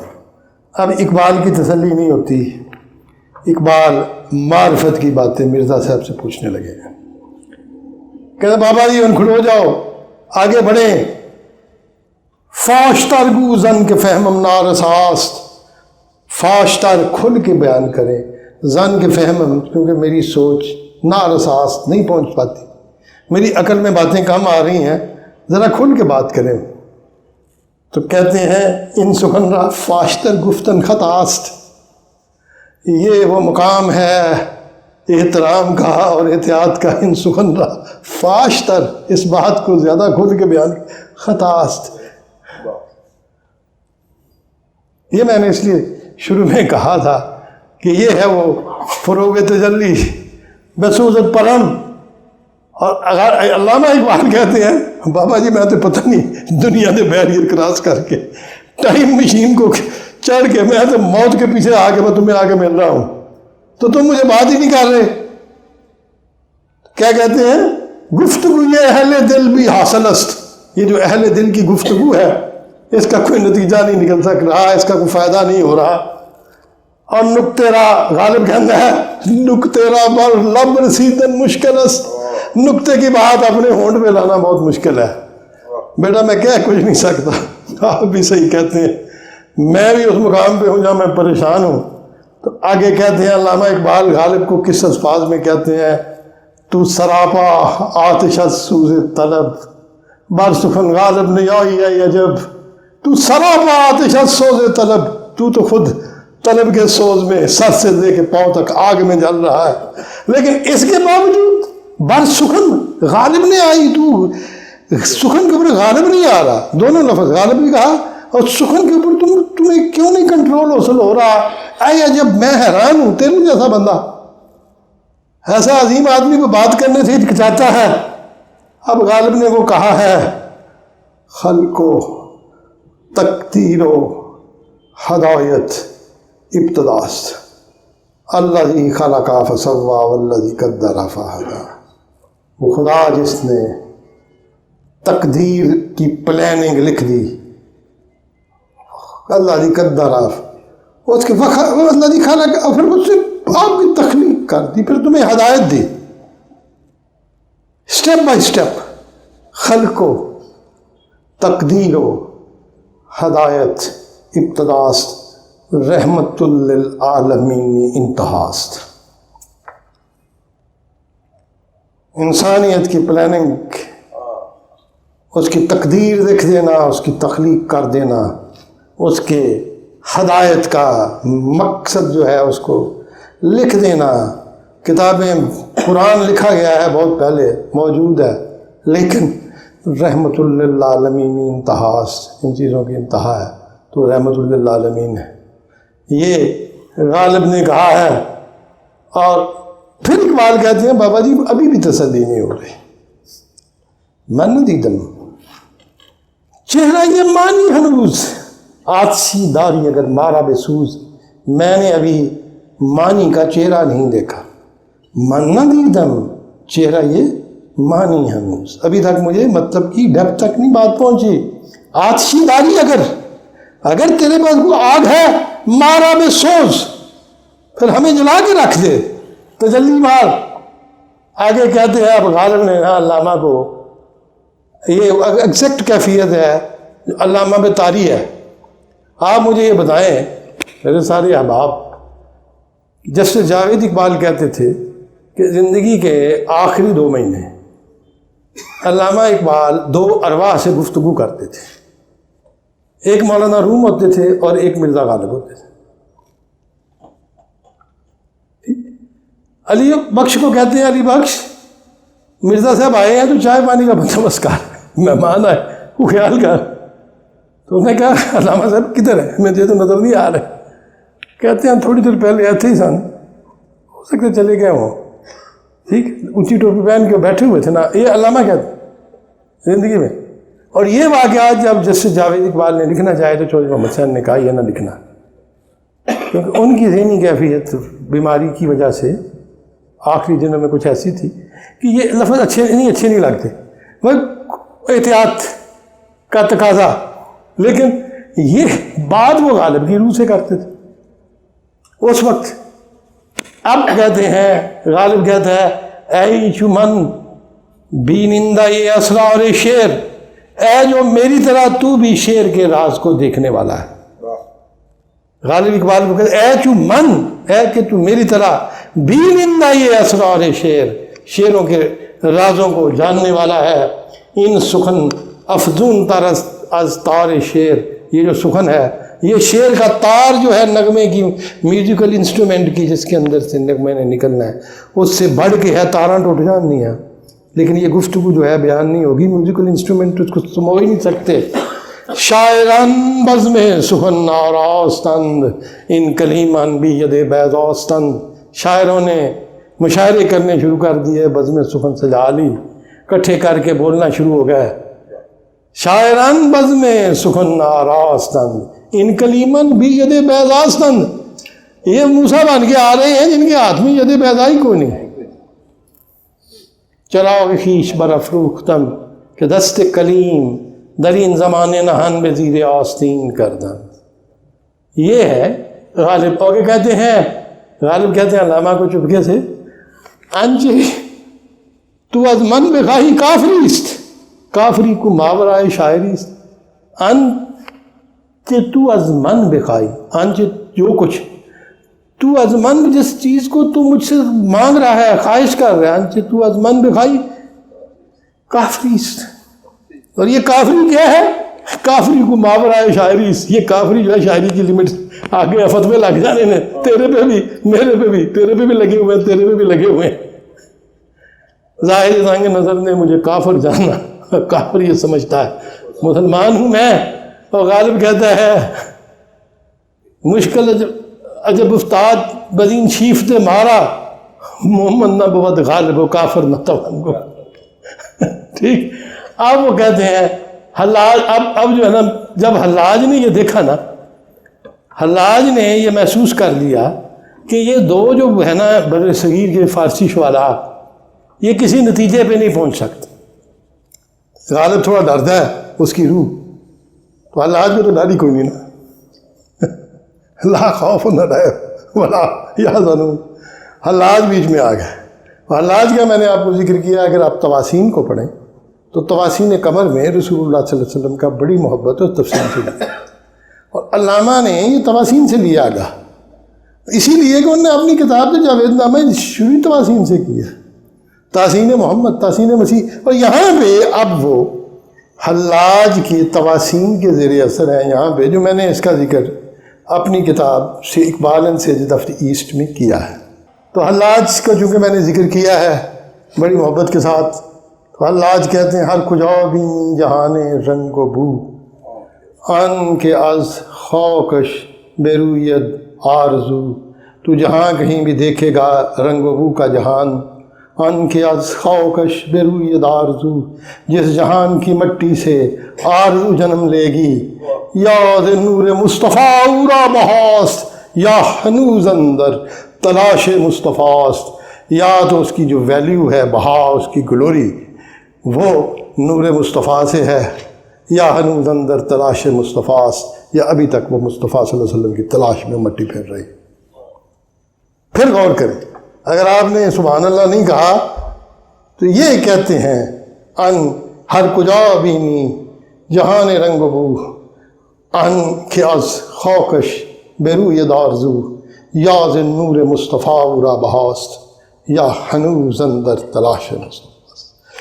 یہ حلاج نے جب یہ کہا ہے، اب کہتے اب اگلا مرحلہ اس سے بھی مشکل ہے۔ میں نے آپ کو کہا تھا کہ اگر کسی نے میرے لیکچر یہ مس کر دیے تو اس نے جاوید نامہ میں مس کر دیا۔ یہ سب کچھ ادھر ہے، یہ اس کی انتہا ہے اقبال کے جو کیفیت، اور یہ چیز لکھتا تو صحیح، غالب پہلی وارننگ دے چکا ہے کہ جو تم سے مجھ سے مانگ رہا ہے کافری ہے، اور یہ کافری شاعری کیا گئے، اور وہ پہلی حلاج کہہ چکا ہے جو میں کر رہا ہوں تو بھی وہی کر رہا ہے، پھانسی چڑھ جائے گا۔ اب اس کیفیت میں ہے جب اقبال کو یہ ڈر بھی ہے کہ یہ کچھ لوگوں کو کوئی پتہ نہیں، لوگ آگے کیا کہیں گے۔ اب وہ کہتے ہیں، اقبال کہتے ہیں حلاج سے، آج تو پرسم گرچے پرسیدن خطاست، سر ان جوہر کے نامش مصطفیٰست۔ اب میں از تو پرسم، میں تمہیں پوچھ رہا ہوں، گھر سے پرسیدن خطاست، اگرچہ یہ پوچھنا بھی ایک خطا ہے، ان سر ان جوہر، اس جوہر کا راز کیا ہے کہ نامش مصطفیٰست، جس کا نام ہم نے رسول اللہ صلی اللہ علیہ وسلم دیا۔ آپ جوہر کا لفظ بولیں، ایسنس، روح، نور، تمام صفات کو ایمباڈیمنٹ کر کے اگر اس کو کر دیں تو اس کو آپ جوہر کہتے ہیں۔ تو کہتے ہیں وہ جوہر جو ہے مجھے بتا دیں کہ رسول اللہ صلی اللہ علیہ وسلم کی کیا کیفیت ہے، آپ کے جوہر کی، اور آدمی یا جوہری اندر وجود، کیا وہ وجود کے اندر اپنی ایگزسٹنس میں، اپنی ہستی میں آدمی ہے یا جوہر ہیں، اور ان کے آیت گاہ گاہی در وجود، اور وہ جوہر جو گاہ گاہی کبھی کبھی وجود میں آتا ہے، وہ جوہر۔ تو کیا کہتے ہیں آگے حلاج، پیشو گیتی جبین فرسوداست، وہ جن کے سامنے اس گیتی نے، اس زمین نے جبین فرسوداست، اپنا ماتھا سجدے میں رکھ دیا ہے۔ آن کے پیشے ہو، آن کے گیتی پیشے ہو، فرماتے ہیں کہ پیشے ہو گیتی جبین فرسوداست، خیشرا خود عبد ہو فرموداست، انہوں نے اپنے آپ تو عبدہ کہا ہے. اب اقبال کہتے ہیں کہ دیر آر ٹو ڈفرینسز. عبد کا معنی ہوتا ہے غلام. عبد جو ہے اس کی کوئی حیثیت نہیں، لیکن جو عبدہ ہے اللہ کا عبد، وہ مقام ہے، اور عبدہ کا وہ مقام ہے جہاں پہ انسان خدا کے اتنا قریب چلا جاتا ہے کہ خدا اس کی ہر خواہش کو پورا کرتا ہے. یہ ہے عبدہ. اور اقبال نے نقشے کو کہا ہے نا کہ مقام عبدہ بیگانے رفت، کہ وہ عبدہ کے مقام تک نہیں پہنچ سکا، اس سے وہ راز سے بے خبر رہا. یہ اس کا پرابلم ہے. وہ سپر مین کو ڈھونڈ رہا ہے لیکن عبدہ پہ نہیں پہنچا. اور عبدہ کیا ہے؟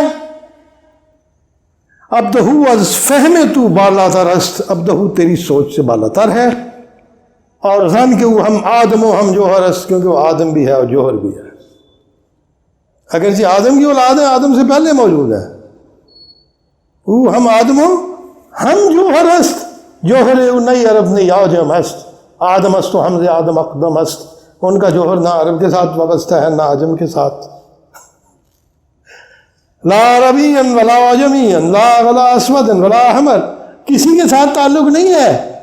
اور آدم ہے اور آدم سے پہلے ہے، ان سے زیادہ قدیم ہے. اگر دین محمد صلی اللہ علیہ وسلم کی ایک بات میں بیان کر دیا جائے تو ایبسولوٹ ہیومن فٹرنٹی اور مساوات ہے، جو کسی بھی دین میں کسی بھی قوم میں موجود نہیں، جس میں کوئی ٹالرنس ہے ہی نہیں. اگر اس کو وائلیٹ کیا جائے انسانی مساوات کو، اور یہ اس جوہر کی خوبی ہے، جوہر نئے عرب نئی آجم است. یہ ہے. اور آج بھی ہم عرب اور عجمی اس چنگل سے نہیں نکل سکے جس سے حضور نے ہمیں نکالنے کی کوشش. جسے آپ نے کہا تھا جاہلیت کی یہ تمام چیزیں میں اپنے پاؤں کے نیچے ڈھونڈ رہا. کہتے ہیں کہ آگے کہتے ہیں کہ عبدہ صورت کرے تقدیر ہا اندرو ویرانہ ہا تعمیر ہا. عبدہ کیا ہے؟ صورت کرے تقدیر ہا، وہ اپنی تقدیروں کو خود ڈیفائن کرتا ہے. عبدہ صورت کرے تقدیر ہا اندرو ویرانہ ہا تعمیر ہا، جس کے اندر ویرانے بھی ہیں اور تعمیریں بھی ہیں. اور آگے فرماتے ہیں عبدہ ہم جان فضا ہم جان ستان، عبدہ ہم شیشے ہم سنگ گران. عبدہ جان کو عطا بھی کرتا ہے، جان کو بڑھاتا بھی ہے اور جان کو چھین بھی لیتا ہے. عبدہ شیشہ بھی ہے اور عبدہ سنگ گران بھی ہے، بہت بڑا پتھر ہے جو شیشے کو توڑ دیتا ہے. یہ ساری خوبیاں جو ہیں عبدہ میں ہیں. عبدہ ہم جان فضا ہم جان ستان، عبدہ ہم شیشہ سنگ گران. عبد دیگر، عبد اور ہے، عبد دیگر، عبدہ چیزی دیگر. عبد اور ہے، عبدہ بالکل مختلف ہے اس سے. اور کہتے ہیں کہ ما سراپا انتظار منتظر، ہم سر سے پاؤں تک انتظار میں ہیں اور ان کا انتظار کیا جا رہا ہے، منتظر نہیں. اقبال نے جب بڑا تھا اپنا تو کیا کہا تھا؟ کبھی ہے حقیقت نے پھر 2 دفعہ کہا منتظر، اور پھر وضاحت بھی کی. منتظر نہیں کہا. اور جو بندہ علامہ کے اس شعر کو صحیح پڑھ جائے، میں مان لیتا ہوں کہ اس نے اقبال کو پڑھا ہوا ہے. کبھی ہے حقیقت منتظر نظر آ لباس مجاز میں کہ ہزاروں سجدے تڑپ رہے ہیں میری جبین نیاز. لیکن استغفر اللہ، کافی سارے ایسے اقبال کے اسکالرز ہیں جو اسکالرز مدعی ہیں لیکن وہ منتظر کہہ دیتے ہیں. آگے فرماتے ہیں عبدہ دہر استو دہر از عبدہ. اور دہر میں نے کیا پڑھایا تھا آپ کو؟ زروان دی ٹائم آف اٹرنٹی، دہر. اور اقبال نے لکھا ہے مولانا کو، سلیمان ندوی رحمۃ اللہ علیہ کو، کہ آج نے کہا اس کی راضی کی تفسیر الکبیر پڑھیں تو وہ کہتے ہیں کہ لوگ جپتے تھے دہر دہر یا دہر یا دہور. اور دہار سے دہاڑ نکلا ہوا ہے. دہر زندگی از دہر و دہر زندگی لا تسب الدہرا، فرمان نویس. دہر کو آپ ٹائم نہیں کہہ سکتے. پروٹو ٹائم، اٹرنل ٹائم، لال ٹائم. کہا نا خدا نے کہ دہر کو برا نہ کہو، میں تو خود دہر. یہ وہ جو زربان کا کانسیپٹ تھا زورواسٹرین کا، گاڈ کا، یونیفائڈ گاڈ، دہر کا، زربان کا، جب میں اس کو دیکھتا ہوں تو میں کبھی کبھی مجھے جب یہ اس حدیث کو پڑھتا ہوں تو میں خاموشی اختیار، میں اس میں نہیں آج جا رہا، تو کہتے ہیں عبدہ دہر استو دہر ازب، عبدہ کا اس وقت سے تعلق ہے جب ٹائم جو تھا وہ اٹرنیٹی میں تھا، ٹائم میں کچھ بھی نہیں تھا،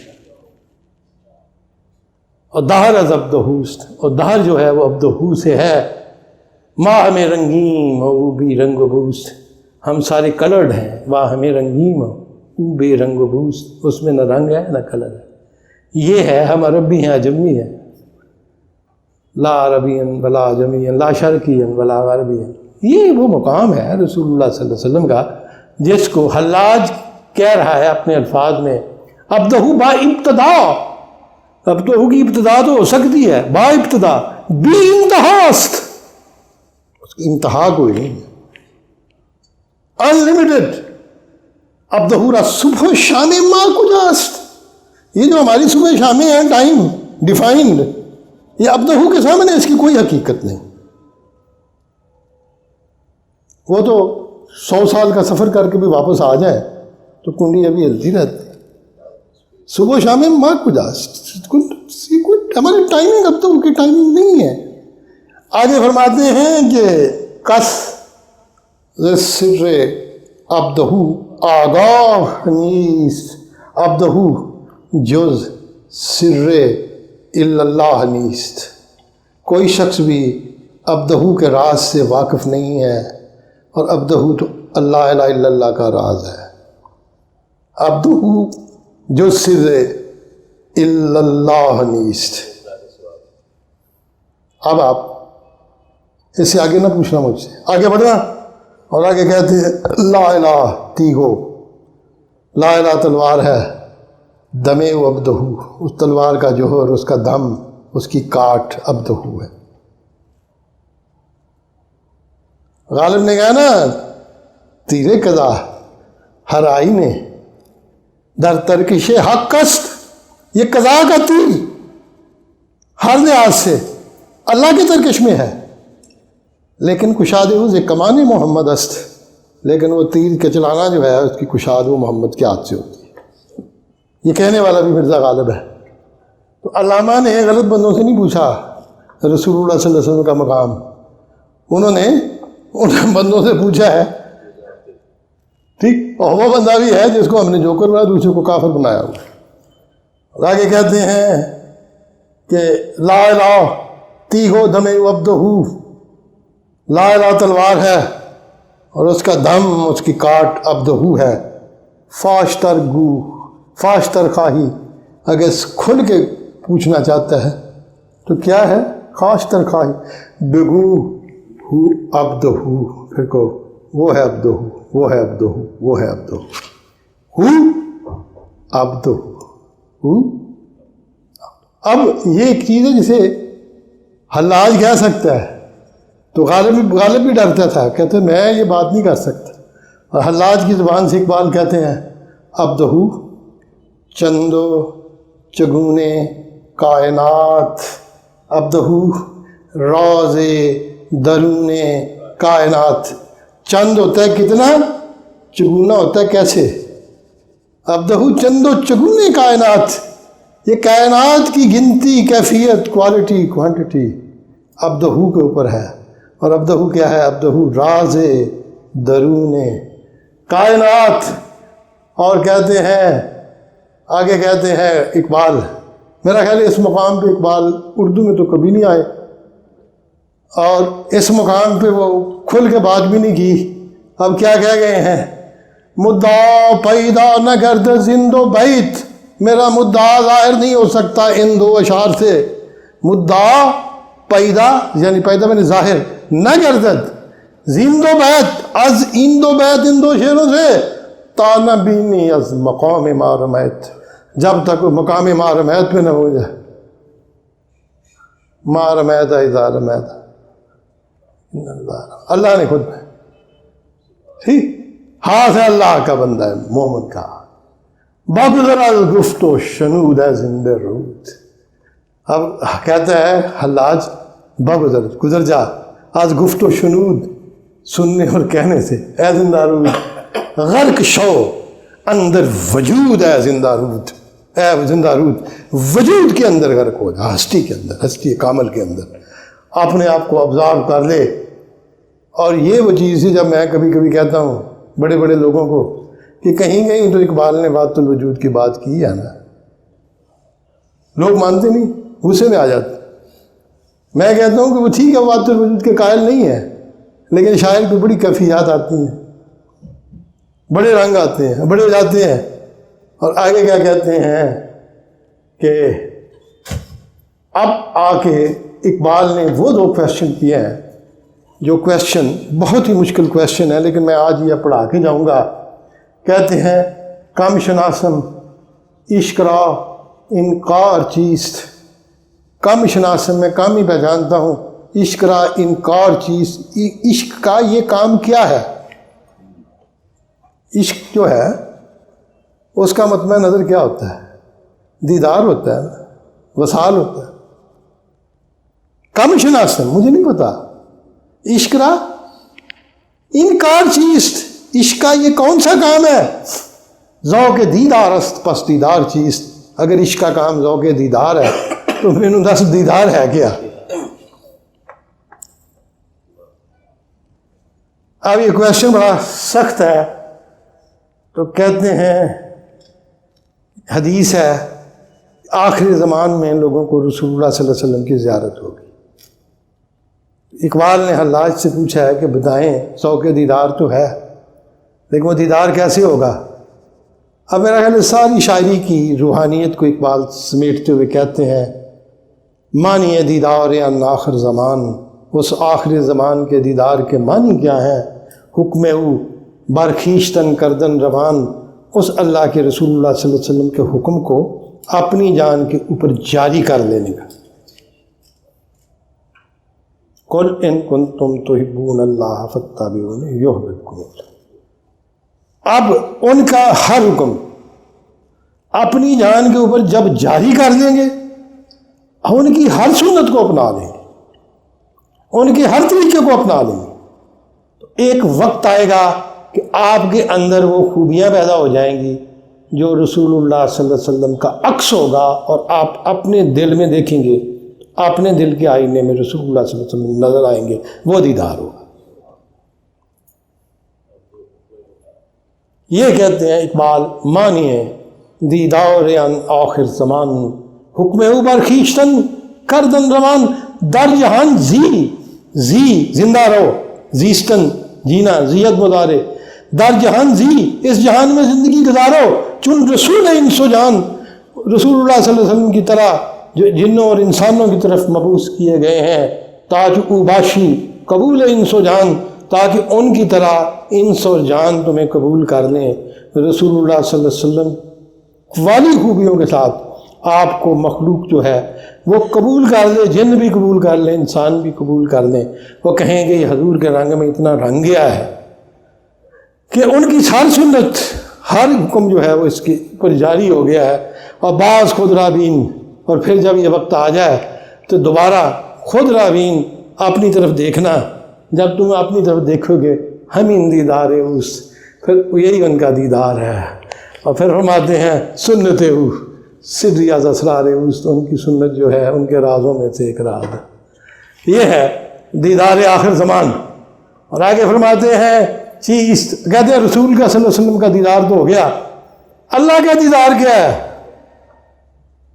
اقبال کہتے ہیں زندہ روح چیز دیدار خدای نو سپہر، آن کے بھی حکمش نگردد ماہ و مہر، کیا ہے اس خدا کا دیدار جو 9 آسمانوں کو کنٹرول کرتا ہے؟ میں نے کہا تھا سپہر اولڈ ورلڈ ہے پرشین کا آسمان کے لیے، اور سپہر وہی ہے جس کو انگلش میں سفیر کہتے ہیں، یہ وہی ورڈ ادھر اڈاپٹ ہوا ہے۔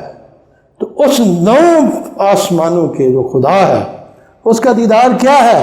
ان کے وہ خدا بھی حکمش، جس کے حکم کے بغیر نہ گردد ماہ و مہر، یہ چاند اور سورج گردش میں نہیں آتے۔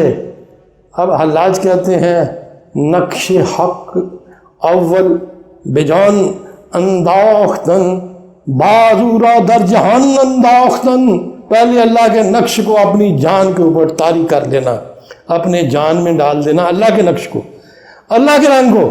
جب تم خود خدا کے رنگ میں رنگے جاؤ، بازورا در جہان انداختن، تو پھر اس دنیا کے اوپر ڈال دینا اس رنگ کو۔ یہ تھا جو میں نے اس وقت بھی کہا تھا اپنے اس خطبے میں بھی، میں نے بڑے اس میں اشارے کیے تھے اس میں مرکزیہ میں، تو اس میں بھی میں نے یہ کہا تھا کہ اپنے کیف کو آزمانے کے بعد پھر مشرق کے غریبوں کو تقسیم کر دینا، اور کہا جن تا در جہان گردد تمام، می شود دیدار حق دیدار عام۔ جب جان جو ہے تمہاری وہ جہان کے اندر کمپلیٹ ہو جائے، ابھی انکمپلیٹ اپنی جانیں اور روحیں لیے پھرتے ہو، می شود دیدار حق دیدار عام، تو پھر حق کا دیدار جو ہے دیدار عام ہو جائے گا، لوگ بھی دیکھ لیں گے تمہارے لیے اللہ کو۔ ای خنک مردی کیا یہ کھوئے ہو، نو فلک دار طواف کوئے ہو، ای خنک مردی، وہ مبارک ہے مرد، کہا یہ کھوئے ہو جو ایک اللہ ہو کرتا ہے، تو کیا ہوتا ہے؟ نو فلک دار طواف کوئے ہو، تو نو آسمان اس کی گلی کا طواف کرنا شروع کر دیتے۔ آگے فرماتے ہیں واہ یہ درویشی کے ہوئی آفرید، باس لب بر بست و دم در خود کشید، واہ یہ درویشی افسوس ہے اس درویش کے کہ ہوئی آفرید، جس کی ہو تو اٹھی لیکن اس کے سینے کے اندر دم توڑ گئی۔ ہو کیا اس نے، بعض لب بر بست، پر اس نے اپنے ہونٹ بند کر دیے، وہ دم در خود کشید، اپنے اندر ہی اس نے اس کو دبا کے حکم حق را در جہان جاری نہ کر۔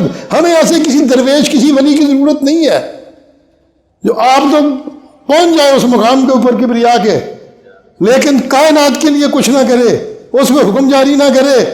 حکم حق را در جہان جاری نہ کرد، نانی از جو خرد و کراری نہ کرد، جو کی روٹیاں تو کھا گیا لیکن علی والا کام نہیں کیا، جنہیں نانے جمی بخشی ہے تو نے، بعض ہیں سب حیدر بھی عطا اقبال یہ کہتے ہیں روٹی تو کھا رہے، اگر علی کی خوبیاں نہیں ہیں جو کی روٹی کھانے کا کیا فائدہ، دعوے کرتے رہو کرو کچھ نہ۔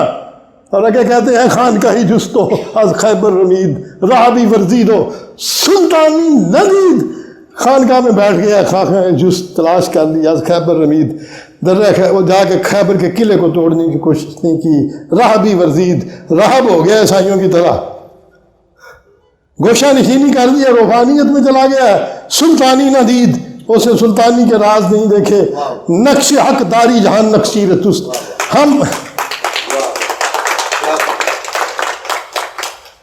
نقش حق داری جہان نقشیر تست، ہم انان تقدیر با تدبیر تست۔ اگر حق کا نقش تمہارے پاس موجود ہے، داتو جان رکھتا ہے، تو پھر جہان تیرا شکار ہو جائے گا، جہان نقش چیر تست، ہم انان تقدیر با تدبیر تست، تیری تقدیر تیری تدبیر کے تابع ہو جائے گی اور اس کی ہم انان ہو جائے گی، جو سوچو گے وہی تقدیر بن جائے گی۔ اصل حاضر بات امید ہوئی ستیز، نقش حق بر لوح ان کافر بریز، یہ جو اصل حاضر ہے موجودہ زمانہ یہ کافر ہے، اقبال کہتے ہیں نا اس نے کفر کیا ہے، اور یہ جو ہے اصل حاضر بات امید ہوئی ستیز، یہ تمہارے ساتھ جنگ لڑنا چاہتا ہے۔ جب یہ کام کرو گے تو کنفلکٹ پیدا ہو جائے گا اصل حاضر کے کافر کے ساتھ، اور پھر تمہیں سٹرگل کرنا پڑے گی۔ نقش حق بر لوح ان کافر بریز، اس کافر کی لوح کے اوپر حق کا نقش ڈال دے، اس کی ٹیبلٹ کے اوپر لکھ دے، اس جہان کی ٹیبلٹ پہ اس کو بدل کے رکھ دے۔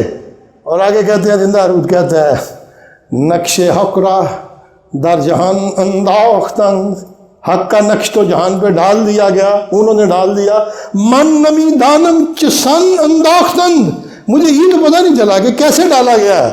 اور کہتے ہیں یا بزور دل بری انداختند، یا بزور قاہری انداختند، یا محبت کے ذریعے ڈالا ہے یا ڈنڈے کے ذریعے ڈالا ہے۔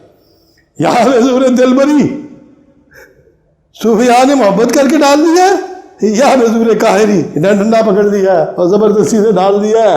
آزان کی حق در دل بری پیدا ترست، چونکہ حق جو ہے وہ دل بری میں زیادہ واضح نظر آتا ہے، دل بری از قاہری اولا ترست، اس لیے قاہری سے دل بری بہتر ہے۔ تلوار نال نہیں پھیلتا، محبت سے پھیلتا ہے اسلام۔ اور زندہ رود کا باز گو ہے صاحب اسرار شرق، درمیان زاہد و عاشق یہ فرق۔ باز گو کھل کے بیان کر، اے صاحب اسرار شرق، اے جو مشرق کے رازوں کو جاننے والا ہے حلاج، درمیان زاہد و عاشق سے فرق۔ زاہد اور عاشق کا فرق کیا ہے؟ کہتے ہیں زاہد اندر عالم دنیا غریب، زاہد اس دنیا کے اندر اجنبی ہے، اس دنیا کے ساتھ اس کا کوئی تعلق نہیں ہے۔ زاہد اندر عالم دنیا غریب، عاشق اندر عالم عقبہ غریب۔ عاشق جو ہے جو عقبہ آئے گی آخرت، اس میں وہ غریب ہو جائے گا۔ یہ فرق ہے۔ اور آگے کہتے ہیں، آگے زندہ رود کہتا ہے معرفت را انتہا نابودنست، زندگی اندر فنا آسودنست۔ ہم نے تو صوفیاء سے یہ پڑھا تھا کہ معرفت جو ملتی ہے، معرفت را انتہا نابودنست، اس کا اینڈ جو ہے، اس کی انتہا وہ اپنے آپ کو نابود کرنا ہے، فنا فی اللہ ہو گئے ہیں۔ معرفت را انتہا نابودنست، زندگی اندر فنا آسودنست۔ تو کہتے ہیں کہ اگر فنا ہو جائے تو زندگی میں آرام نروان مل جائے گا بدھ والا، اس چکر سے بچ جاؤ گے، مکتی مل جائے گی آواگون کے چکر سے۔ اور کہتے کہ حلاج کہتا ہے شکر یاران از تو ہی پیمان گیس، یہ یار جو شکر کی حالت میں ہے یہ تو خالی پیمانے کی وجہ سے ہے، ان کے پاس میں ہے ہی کچھ نہیں، اس لیے حال میں شکر میں چلے گئے ہیں، مست ہو گئے ہیں۔ اور نیستی از معرفت بیگانگی، اصل میں جو نیستی ہے وہ معرفت سے بیگانگی کا نام ہے۔ جو معرفت والا بندہ ہے وہ فنا ہو ہی نہیں سکتا۔ اور آگے کہتے ہیں اب مسئلہ یہ تھا کہ میں نے جب یہ بیان کیا، میں سارے کے سارے وہ نہیں بیان کروں گا جو اشعار میں نے اکٹھے کیے ہیں، حافظ کے کیے ہیں۔ ہاں میں اس طرح اگر آپ مجھے تھوڑا سا موقع دیں 1 منٹ، تو حضرت علی اجویری رحمۃ اللہ علیہ نے حلاج کے بارے میں انتہائی احتیاط سے کام لیا۔ میں نے بتایا آپ کو، ان کے میں چند الفاظ آپ کو بتا دوں گا۔ حضرت نے لکھا ہے باب ذکر الائمت ہم من اتباع تابعین، تبع تابعین میں سے جو ائمہ تھے ان کا ذکر۔ 53 جو ان کا چیپٹر ہے، ابو المغیث الحسین بن منصور الحلاج، لیکن انہوں نے لفظ لکھا رضی اللہ عنہ۔ یہ جو ہم نے ڈسٹنکشن کی ہے نا، صحابہ کو رضی اللہ کہنا، اولیاء کو رحمۃ اللہ علیہ کہنا، یہ ریسنٹ ڈسٹنکشن ہے اور یہ انڈیا کی ڈسٹنکشن ہے۔ میں جارڈن میں گیا، حضرت شعیب علیہ السلام کی قبر پہ تو لکھا ہے حضرت شعیب نبی اللہ، وضع علیہ السلام نہیں لکھا ہوا۔ یہ ہمارے اردو میں اور یا لیٹ پرشین میں جو بر صغیر کی تھی اس میں یہ رائج ہو گیا، اس لیے یہ اصطلاحات صوفیاء نے بزرگوں کے لیے بھی رضی اللہ عنہ کی استعمال کی ہے۔ کہتے ہیں منہم مستغرق معنی و مستحلق دعویٰ، وہ شخص جو معنی میں غرق تھے اور دعوے کے اندر ہلاک ہوئے تھے یا ہلاکت مانگ رہے تھے۔ از مستان و مشتاقان ان طریقت بود، وہ اس طریقت کے مشتاق اور مست لوگوں میں سے تھے، صاحب شوق لوگوں سے۔ وہ حالی قوی و ہمتی عالی داشت، اور ان کا حال بڑا مضبوط اور ان کی ہمت بڑی عالی تھی۔ وہ مشائخ ان قصہ اندر شان وی مختلفاً، اور ان کے بارے میں مشائخ کی آراء مختلف ہیں۔ بے نزدیک گروہی مردود است، ایک گروہ ان کو مردود کہتے ہیں، وہ بنزدیک گروہی مقبول، اور وہ ایک اور گروہ کے اندر مقبول ہے۔ چون عمر بن عثمان، ابو یعقوب نہر جوری و ابو یعقوب اقطع و علی بن سیل اصفہانی و جوزیشان گروہی رد کردندش۔ عمر بن عثمان، ابو یعقوب نہر جوری اور ابو یعقوب اقطع اور علی بن سال اصفہانی نے ان کو رد کیا ہے۔ وہ بعض ابن عطا، محمد بن خفیف، ابو القاسم نصر آبادی و جملے متاخران، ان کے زمانے میں جو حنبلی فقہ کے ماننے والے ابن عطا اور ایران کی رائل فیملی سے جو محدث تھے محمد بن خفیف اور ابو القاسم نصر آبادی، یہ بھی ایرانی تھے، اور ان کے علاوہ جتنے متاخر بعد کے آنے والے ہیں انہوں نے اس کو قبول کر دیا۔ وہ بعض گروہی اندر امر وی توقف کردان، اور ان کے بارے میں کچھ لوگوں نے خاموشی اختیار کی ہے۔ چون جنید و شبلی و جریری و حسری و جوزیشن و گروہی دیگر بے سحر و اسباب ان ویرا منسوب کردان، اور کچھ لوگوں نے کہا یہ جادوگر ہے اور اس طرح کے یہ کرشمات دکھاتا ہے۔ اما اندر ایام ما شیخ ابو سعید و شیخ ابو القاسم قربان و شیخ ابو العباس شقانی، اندر وہی سری داشتان و بے نزدیک ایشن بزرگ بود، اور ہمارے زمانے میں شیخ ابو سعید، شیخ ابو القاسم، شیخ ابو العباس شقانی کے نزدیک وہ بہت بڑا بزرگ تھا۔ اما استاد ابو القاسم کشیری رضی اللہ گوید کہ اگر وہی یقی از ارباب معنی و حقیقت بود، اگر وہ ارباب معنی اور حقیقت میں ہوتے، بے ہجران ایشان معذور نہ گردد، تو ان سے اس طرح دوری اختیار نہ کرتے. وہ اگر مردود حق و مقبول خلق بود، اور اگر اللہ کا مردود اور مقبول خلق تھا، بے قبول خلق مقبول نہ گردد، پھر لوگ اس کو کیوں نہیں پسند کرتے؟ بے حکم تسلیم. اس کا مطلب یہ ہے کہ انہوں نے اس کے بارے میں مختلف لوگوں نے یہ اصل میں مقصد ہے جو انہوں نے رائے اختیار کی ہے. اب حضرت یہ کہتے ہیں کہ میں نے جتنا کچھ سمجھا ہے کہ از وہی میاں گفت رضی اللہ السلام. آگے کہتے ہیں کہ چون معنی مفقود بے عبارت موجود ہے، سوائے ان کے اندر ان پنداشتی پدید آئے کہ طالب را ہلاک نہ دعوی عبارت اپنے کے معنی ہے. کہتے ہیں میں پھر بھی اس کو اچھا سمجھتا ہوں اور میں اس کی رسپیکٹ کرتا ہوں، مجھے اس کے اندر کوئی کمی نہیں آئی. حلاج کی یہ مشہور جو ہے، میں نے کہا تھا اقتلونی یا سکاتی، اے سکا لوگو مجھے قتل کر دو، ان فی قتلی حیاتی، کیونکہ میرے قتل کے اندر ہی زندگی ہے. و مماتی فی حیاتی و حیاتی فی مماتی، میری زندگی میں موت ہے، میری موت میں زندگی ہے. ان عندی محو ذاتی، میں ذات میں محو ہو گیا ہوں خدا کی. من اعز المکرمات، میں سب سے عزت والے مقامات پہ پہنچ گیا ہوں.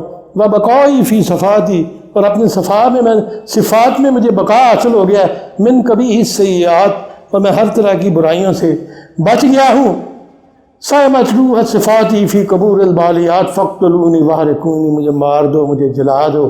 بالعظام الفانیات، یہ میرے جسم جو ہے یہ فانی ہونے والا ہے، اس کا میرے ساتھ کوئی تعلق نہیں. اب اگر رومی کو پڑھیں، رومی نے ابو سعید ابو الخیر نے اس کے بارے میں کیا کہا ہے. عطار نے یہ لمبی چیزیں ہیں، میں آج اس کو بیان کرتا تو بڑا لمبا ہو جاتا، لیکن اگر میں مثنوی کو لوں مولانا روم کو، تو مثنوی میں کیا کہتے ہیں مولانا؟ ہر یکی جان را ستانت دے بہا، ہر شخص جو اپنی جان کو جو چھین لیتا ہے اس کو 10 طرح کی بہا ہے، ویلیوز ہیں. آز نبی خان عشرۃ الامثال، رسول اللہ صلی اللہ علیہ وسلم کی حدیث سے آپ کو 10 مثالیں مل جائیں گی. اور آگے فرماتے ہیں گر بری عزت خون من اندوس رو، اگر میرا وہ دوست میرا خون گرانا چاہتا ہے تو ٹھیک ہے. پائی یقوباً جان برفشانم برو، تو میں بھی ناشتہ اپنا جو ہے جان اس پہ چھڑک دیتا ہوں. اور آزمودن مرگ مندر زندگی، میں نے بھی آزما لیا، میری موت زندگی میں ہے. چن رحم زندگی پائندگی، اگر میں جان سے نکل جاؤں گا تو پائندہ ہو جاؤں گا. اقتلونی یا سقات، یہ رومی کہہ رہا ہے. ان فی قتلی حیاتن فی حیات یا منیر الخد یا روح البقا اجتذب روحی وجدلی باللقاء لی حبیب حبہ یشف الحشا لو یشا یمشی علی عینی مشا. اور یہ کہہ کے کہتے ہیں فارسی کو گھر سے تازی خوش طرس. عربی اچھی ہے لیکن چھوڑ اس کو، پھر بھی فارسی میں بات کر. عشق را خود 100 زبانیں دیگر است، عشق کی اور بھی سینکڑوں زبانیں ہیں. بوئی ان دل بر چپرن می شود، جب اس محبوب کی خوشبو پھیل جاتی ہے. ان زبان ہا جملے حیران می شود، یہ ساری زبانیں گونگی ہو کے رہ جاتی ہیں ایک محبوب کی محبت. پھر اگر رومی کو پھر آپ پڑھیں، اقتلونی، یہ اس کی دیوان میں ہے. اقتلونی یا سکاتی ان فی قتلی حیاتی و مماتی فی حیاتی و حیاتی فی مماتی. تو رومی نے اپنے بے شمار مقامات کو اس سے اخذ کیا ہے حلاج سے. اور حلاج کا یہ میں نے پینٹنگ اکثر دکھاتا ہوتا ہوں، ان کے سزائے موت کی جو پینٹنگ آئی کہ جو در فضا مقصود را در نمی یابد عدم موجود را. حلاج کہتا ہے اے کہ جوئی در فنا، تو اپنے فنا کے اندر اپنے مقصد کو پانا چاہتا ہے. در نمی یاد عدم موجود رہا، اور عدم جو ہے جہاں ختم ہو جائے عدم آ جائے وہاں وجود نہیں آ سکتا، دریافت کر ہی نہیں سکتا عدم وجود کو. اور اس کے بعد کیا کہتے ہیں؟ زندہ رود کہتا ہے ان کے خود را بہتر آزا بردم شمرد، وہ شیطان جس نے اپنے آپ کو آدم سے بہتر سمجھا تھا. درخو میں جامش نہ مئی باقی نہ درد، نہ اس کے شراب کے مٹکے میں نہ اس کے جام میں شراب ہے، نہ ہی تلچھٹ باقی ہے، وہ خالی لے کے پھرتے پہ جام. نہ اس کے اندر شراب ہے، نہ شراب سے بچی ہوئی تلچھٹ ہے. اور کہتے ہیں شیطان تو اپنی جگہ ہے. مشتخاک ماں بے گردو ناشناس، ہماری مٹی جو ہے مشتخاک، مٹی کی مٹھی، بگردو ناشناس، آسمانوں کی واقف ہے اور آسمانوں کی آشنا ہے. آچھے ان بے سر و سامان کو جاس، وہ جو بے سر و سامان پھر رہا ہمارا، اس کی آگ کدھر گئی؟ شیطان ابلیس کے بارے میں پوچھتے ہیں تو حلاج کہتا ہے کم بگو زن خواجہ اہل فراق، اس خواجہ اہل فراق کی بات کم کر۔ اقبال نے ان کو کہا ہے خواجہ اہل، پتہ نہیں تحسین فراقی صاحب نے کیوں نام رکھ لیا اپنا خواجہ اہل فراق۔ اقبال نے تو اہل فراق کے خواجہ ابلیس کو کہا ہے میرا نام میری ناراض نے، کم بگوزن خواجہ اہل فراق، اس خواجہ اہل فراق سے کم بات کرو۔ تشنا کام و عزز الخونی ایاق، وہ تشنا کام اس کا گلا پیاسا ہے، خونی نیاق، اور اس نے جو ایاق پہنا ہوا ہے اوپر جبہ وہ سارا خون سے بھرا ہوا ہے۔ ما جہولو او عارف بود و نبود، کفر او انراز دا برماگ شود، کہتے ہیں کہ ہم جاہل ہیں اور وہ جو ابلیس ہے وہ بود و نبود کا عارف ہے، بہت بڑا بزرگ ہے، بڑی عالم ہستی ہے، اس کو سارا پتہ ہے عدم کیا ہے اور وجود کیا ہے، اور کفر ہو اس نے کفر کر کے ان راز لا برماگ شود، یہ راز ہم کے سامنے کھول دیے ہیں، اگر وہ نہ کفر کرتا تو ہم بھی رازدان نہ ہوتے۔ آج فتادن لذتی برخاستن، گرنے میں ہی دوبارہ اٹھنے کی لذت ہوتی ہے۔ آج فتادن لذت برخاستن عیش افزودن ز درد کاستن، جب اپنے آپ کو کم کر کے پین لے لو تو اس کے بعد عیش حاصل ہوتی ہے۔ اور کہتے ہیں عاشقی در نارے وا سوختن، سوختن بھی نارے و نا سوختن، اے عاشق اس کی آگ کے اندر ابلیس کی پوری طرح جلنا جو ہے وہی عشق ہے، اور سوختن بھی نارے و نا سوختن، اگر ابلیس کی آگ کے بغیر جلو گے تو اس میں جلنے کا کوئی فائدہ نہیں ہے۔ زن کے وہ در عشق و خدمت اقدم است، چونکہ اللہ کے عشق اور اللہ کی خدمت میں وہ بہت قدیم ہے، سب سے پہلا ہے۔ زن کے وہ در عشق و خدمت اقدم است، آدم از اسرار انا محرم است، اسی تو بعد آنے والی ایک قوم ہے، آدم اس کے اسرار سے نامحرم ہے، آدم کو پتہ ہی نہیں اس کے راز کیا ہے۔ اور کہتے ہیں چاک کن پیراہن تقلید رہا، اگر تو تقلید کے لباس کو چاک کر دے گا، بزرگوں کی جتنی باتیں سنی ہیں ابلیس کے بارے میں ساری کی ساری اپنے اس پیراہن کو پھاڑ کے رکھ دے گا، تابی آموزی ادو توحید رہا، پھر تمہیں اس سے توحید کے معنی سمجھ سکو گے۔ ابلیس سے اس نے کہا اللہ تجھے سجدہ کر دیا ہے، اب مجھے حکم بھی دے گا تو میں کسی کو نہیں سجدہ کرتا، اصل توحید تو یہ ہے۔ تو چونکہ حلاج نے کہا موحد ہے تو اقبال نے حلاج آج بھی یہ کہہ رہا ہے، اور آگے کہتے ہیں اے ترا عقلی میں جان زیر نگین، ایک نفس باما دیگر صحبت گزین، اے حلاج اے ترا عقلی میں جان، اس جان کی اقلیم جو ہے، اس جان کی جو سلطنت ہے زیر نگین، تیرے زیر نگین ہے، روحانیت کا تو بادشاہ ہے۔ ایک نفس باما دیگر صحبت گزین، ایک لمحہ رک جا تو ہمارے ساتھ ہم نشینی اختیار کر لے اور مجھے بتا۔ اور آگے کہتے ہیں حلاج کہتا ہے اقبال بڑی ہو گئی ہے، با مقامی در نمی سازیم و بس، ہم کسی مقام کے ساتھ وابستہ نہیں ہے، سازگار نہیں ہے، بس ہم کہیں رکتے ہی نہیں ہیں، ہم نے تو سیر دوام حاصل کر لیا، جنت کو ٹھکرا دیا تھا۔ با مقامی در نمی سازیم و بس، ما سراپا ذوق پروازی میں بس، ہم تو ذوق پرواز کا نام ہے، اڑتے پھرتے ہیں، اور ہمیشہ کا ذوق، ہمیشہ کی پرواز، اور بس ہر زمان دیدن تپیدن کار ماست، ہر لمحے ہمارا کام دیکھنا ہے اور تڑپنا ہے، اور بی پروبالی پریدن کار ماست، اور بغیر پروبال کے اڑنا جو ہے وہ ہمارا کام ہے۔ اب ابلیس جو ہے، میں یہ اس لیے بیان کرنا چاہوں گا کہ میں اس آسمان کو ختم کرتا ہوں، اب ایک دم ابلیس آ جاتا ہے بیچ میں، کہتے ہیں غالب کو، حلاج کو، طاہرہ کو، علامہ کو کہتے ہیں ان کو پیچھے کرو، میری سنو، ٹھیک؟ اور اللہ کے سامنے کیا کہتا ہے؟ بڑا گلہ کرتا ہے، میں کہتا ہے یا مولا میں بوڑھا ہو گیا ہوں، میں اس انسان میرے لیے کسی کام کا نہیں ہے، یہ تو پانی اور مٹی کے گڑیا ہے، جیسے میں چلاتا ہوں چلتا ہے، کوئی اتنا پکا انسان لا جو میرا مقابلہ کر سکے تاکہ میں بھی اپنے آپ کو فیل کروں، ٹھیک؟ اور یہاں وہ کہتا ہے اے خدا بندے ثواب و نا ثواب، ثواب یہاں کہتے ہیں کسی چیز کو اپروو کرنا، اے خدا بندے ثواب و نا ثواب، اپروول ڈس اپروول کے خدا، من شدم صحبت آدم خراب، میں آدم کی صحبت سے خراب ہو گیا ہوں، ہیچ گاہ از حکم من سر بر نتافت، اس نے کبھی آج تک میرے حکم سے سر تافتن کا مطلب ہوتا ہے کبھی انکار ہی نہیں کیا، سر پھیلا ہی نہیں اس نے کبھی، اور چشم آج خود بست و خود را درد یافت، اس نے آنکھیں اپنے آپ پہ بند کر دی ہیں اور اپنے آپ کو اس نے نہیں پایا انسان نے، اس نے اپنی آنکھیں ہی بند کر رکھی ہیں۔ خاکش از ذوق ابا بھی گانا ہے، ابا واستغفر، ابا کا معنی انکار، خاکش انسان کی مٹی جو ہے وہ ابا کے ذوق سے بھی گانا ہے، وہ انکار کرتا ہی نہیں میرے آگے، اور از شرار کبریا بھی گانا ہی، اور کبریا کی چنگاریاں جو ہے اس سے بھی گانا ہے، نہ خدا کو پاتا ہے، نہ اونچے مقام کو پاتا ہے، نہ مجھے انکار کرتا ہے۔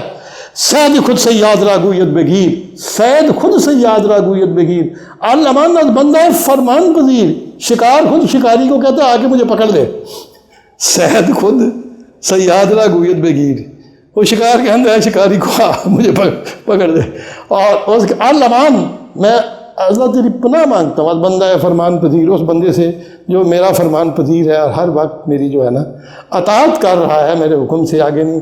از چنین سیدی مرا آزاد کن، طاعت دی روزہ یمن یاد کن، اے خدا مجھے از چنین ایسے شکار سے آزاد کر دے، میں نے فرق کر دے، میں تنگ آ گیا ہوں ان کو شکار کرتے کرتے، طاعت ہے، اور میں اللہ تیرے کے منت کر رہا ہوں، میری جو اطاعت، میری بندگی عبادت جو تھی، طاعت دی روزہ، دی روز کہتے ہیں کل، جو پاسٹ میں نے تیری عبادت کی تھی وہ نہیں خیال کر، طاعت دی روزہ من یاد کن، اس کو یاد کر کے اللہ مجھے آزاد کر دے ایسے انسان سے، پس تزو ان ہمت والا یمن، وا یمن ہے، وا یمن ہے، وا یمن، میری جو والا ہمت تھی، بڑی اونچی ہمت والا میں بندہ تھا، انسان نے مجھے میری ہمت کو پست کر کے رکھ دی، وہ انکار کرتا ہی نہیں، افسوس ہے مجھ پہ، افسوس ہے مجھ پہ، افسوس ہے مجھ پہ، فطرت او خام و عزم او ضعیف، تاب ایک ضربن نہ دار دن حریف، اس کی فطرت بھی خام ہے اور اس کا عزم بھی کمزور ہے،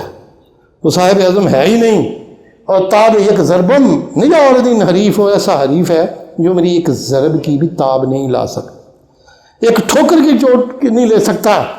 اب اے اللہ بندہ اے صاحب نظر باید مرا، مجھے ایک صاحب نظر بندہ عطا کر دے، ایک حریف پختہ تر باید مرا، ایسا حریف دے جو پختہ تر ہو، اسٹرانگ ہو، ود اسٹرینتھ ہو، اور آگے کیا کہتا ہے، لابت ہے، لابت کہتے ہیں پرشین میں، عربی کا لفظ ہے گڑیا کو، لابت، لابت آب و گل، اس پانی اور مٹی کی گڑیا کو، ازمن باز گیر واپس لے لے، مجھ سے ازمن باز گیر واپس لے لے، مین آیت کود کی از مرد پیر، میرے جیسے بوڑھے بندے سے بچپنا ہوتا ہی نہیں، تم نے مجھے اس بچپن کے کام میں لگایا، پانی مٹی کی گڑیا دے دیتی ہے، میں کھیل رہا ہوں، مین آیت کود کی از مرد پیر، بوڑھا ہو گیا ہوں، اے اللہ میرے بڑھاپے کا خیال کر۔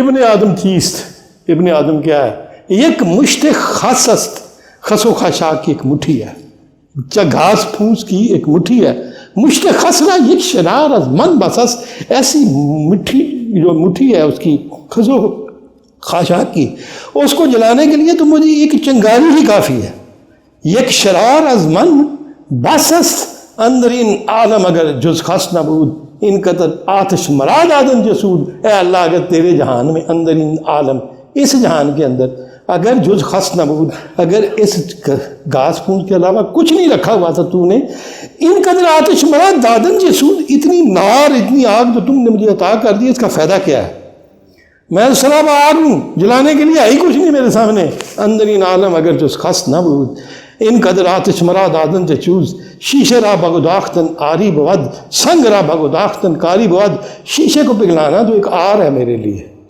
اس نے پگھل ہی جانا ہے، سنگ را بگداختن کاری بود، اصل کام تو یہ میں پتھر کو پگھلا، میں پتھر پگھلانا چاہتا تھا، تو مجھے شیشہ پگھلانے کے لیے دے دیا ہے، انچنان تنگ از فتوحات آمدم، اے اللہ میں اپنی فتوحات سے اتنا تنگ آ گیا ہوں، انسان کو فتح کرتا کرتا پیچھے تو بحر مکافات آمدم، تیرے آگے میں مکافات کی تجھے مانگ رہا ہوں، مجھے کچھ صلہ دے دے، جو کچھ میں کر چکا ہوں فارغ کر دے، ریٹائر کر دے، جبرائیل کی طرح مجھے، منکر خود از تو می خواہم بدے، ایسا بندہ دے منکر خود از تو می خواہم بدے، جو اپنا منکر ہو جائے، ایسا بندہ مجھے عطا کر دے، سویان مرد خدا رام بدے، اور ایسے مرد خدا کے سامنے مجھے راستہ عطا کر دے، بندہ عبادت کے پیچھت گردنم، ایسا بندہ چاہیے جو میرے گردن کو مروڑ کے رکھ دے، پیچھت کیسے پیچیدن مروڑنا، بندہ ہی خواہم، ایسا انسان مجھے چاہیے کہ پیچھت گردنم، میری گردن مروڑ کے رکھ دے، لرزہ انداز،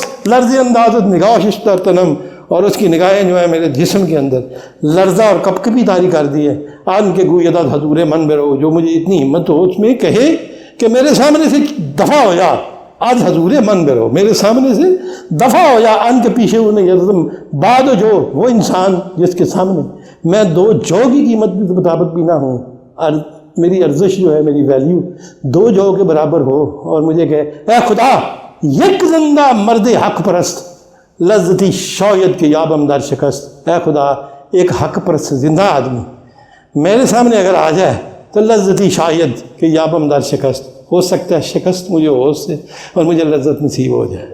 یہ کیسے کیسے فارسی شعراء نے پینٹنگ کی ہوئے ہیں لوگوں نے, ہیں دیکھیں ذرا کیا کیا پینٹنگ. یہ آدم ہے پیدا ہوا ہوا, یہ فرشتے سجدے کر رہے ہیں اور ڈٹ کے بابیری کھڑے ہیں پیچھے. ٹھیک, اٹس ویری انٹرسٹنگ. اور پینٹنگ ہے نیچے مدعی خاص کی آیت بے تماشا گہ راز دست غیب آمد ہو بارسینہ یہ نام حرم زاد حافظ کے اشعار. یہ تھے پرشین والے. اب یہ تو گیا آسمان ختم. آج میں چاہتا بھی یہ تھا کہ میں نے کہا میں اس کو لٹکاؤں نہیں, نمبر 1. نمبر 2 میری آج ایک اور خواہش تھی کہ چونکہ باتیں بڑی معرفت کی ہیں تو اس لیے میں نہیں چاہتا تھا کہ میں ان باتوں کو سنبھال کے آگے رکھوں. ٹھیک, تو آئی ایم سوری, میں ذرا تھوڑا سا کنسنٹریٹڈ ڈوز دے دی ہے. اب ہم آخری آسمان پہ پہنچنے والے ہیں, زحل پہ, اس کے پھر آسمان کراس کر جائیں گے. Thank you very much.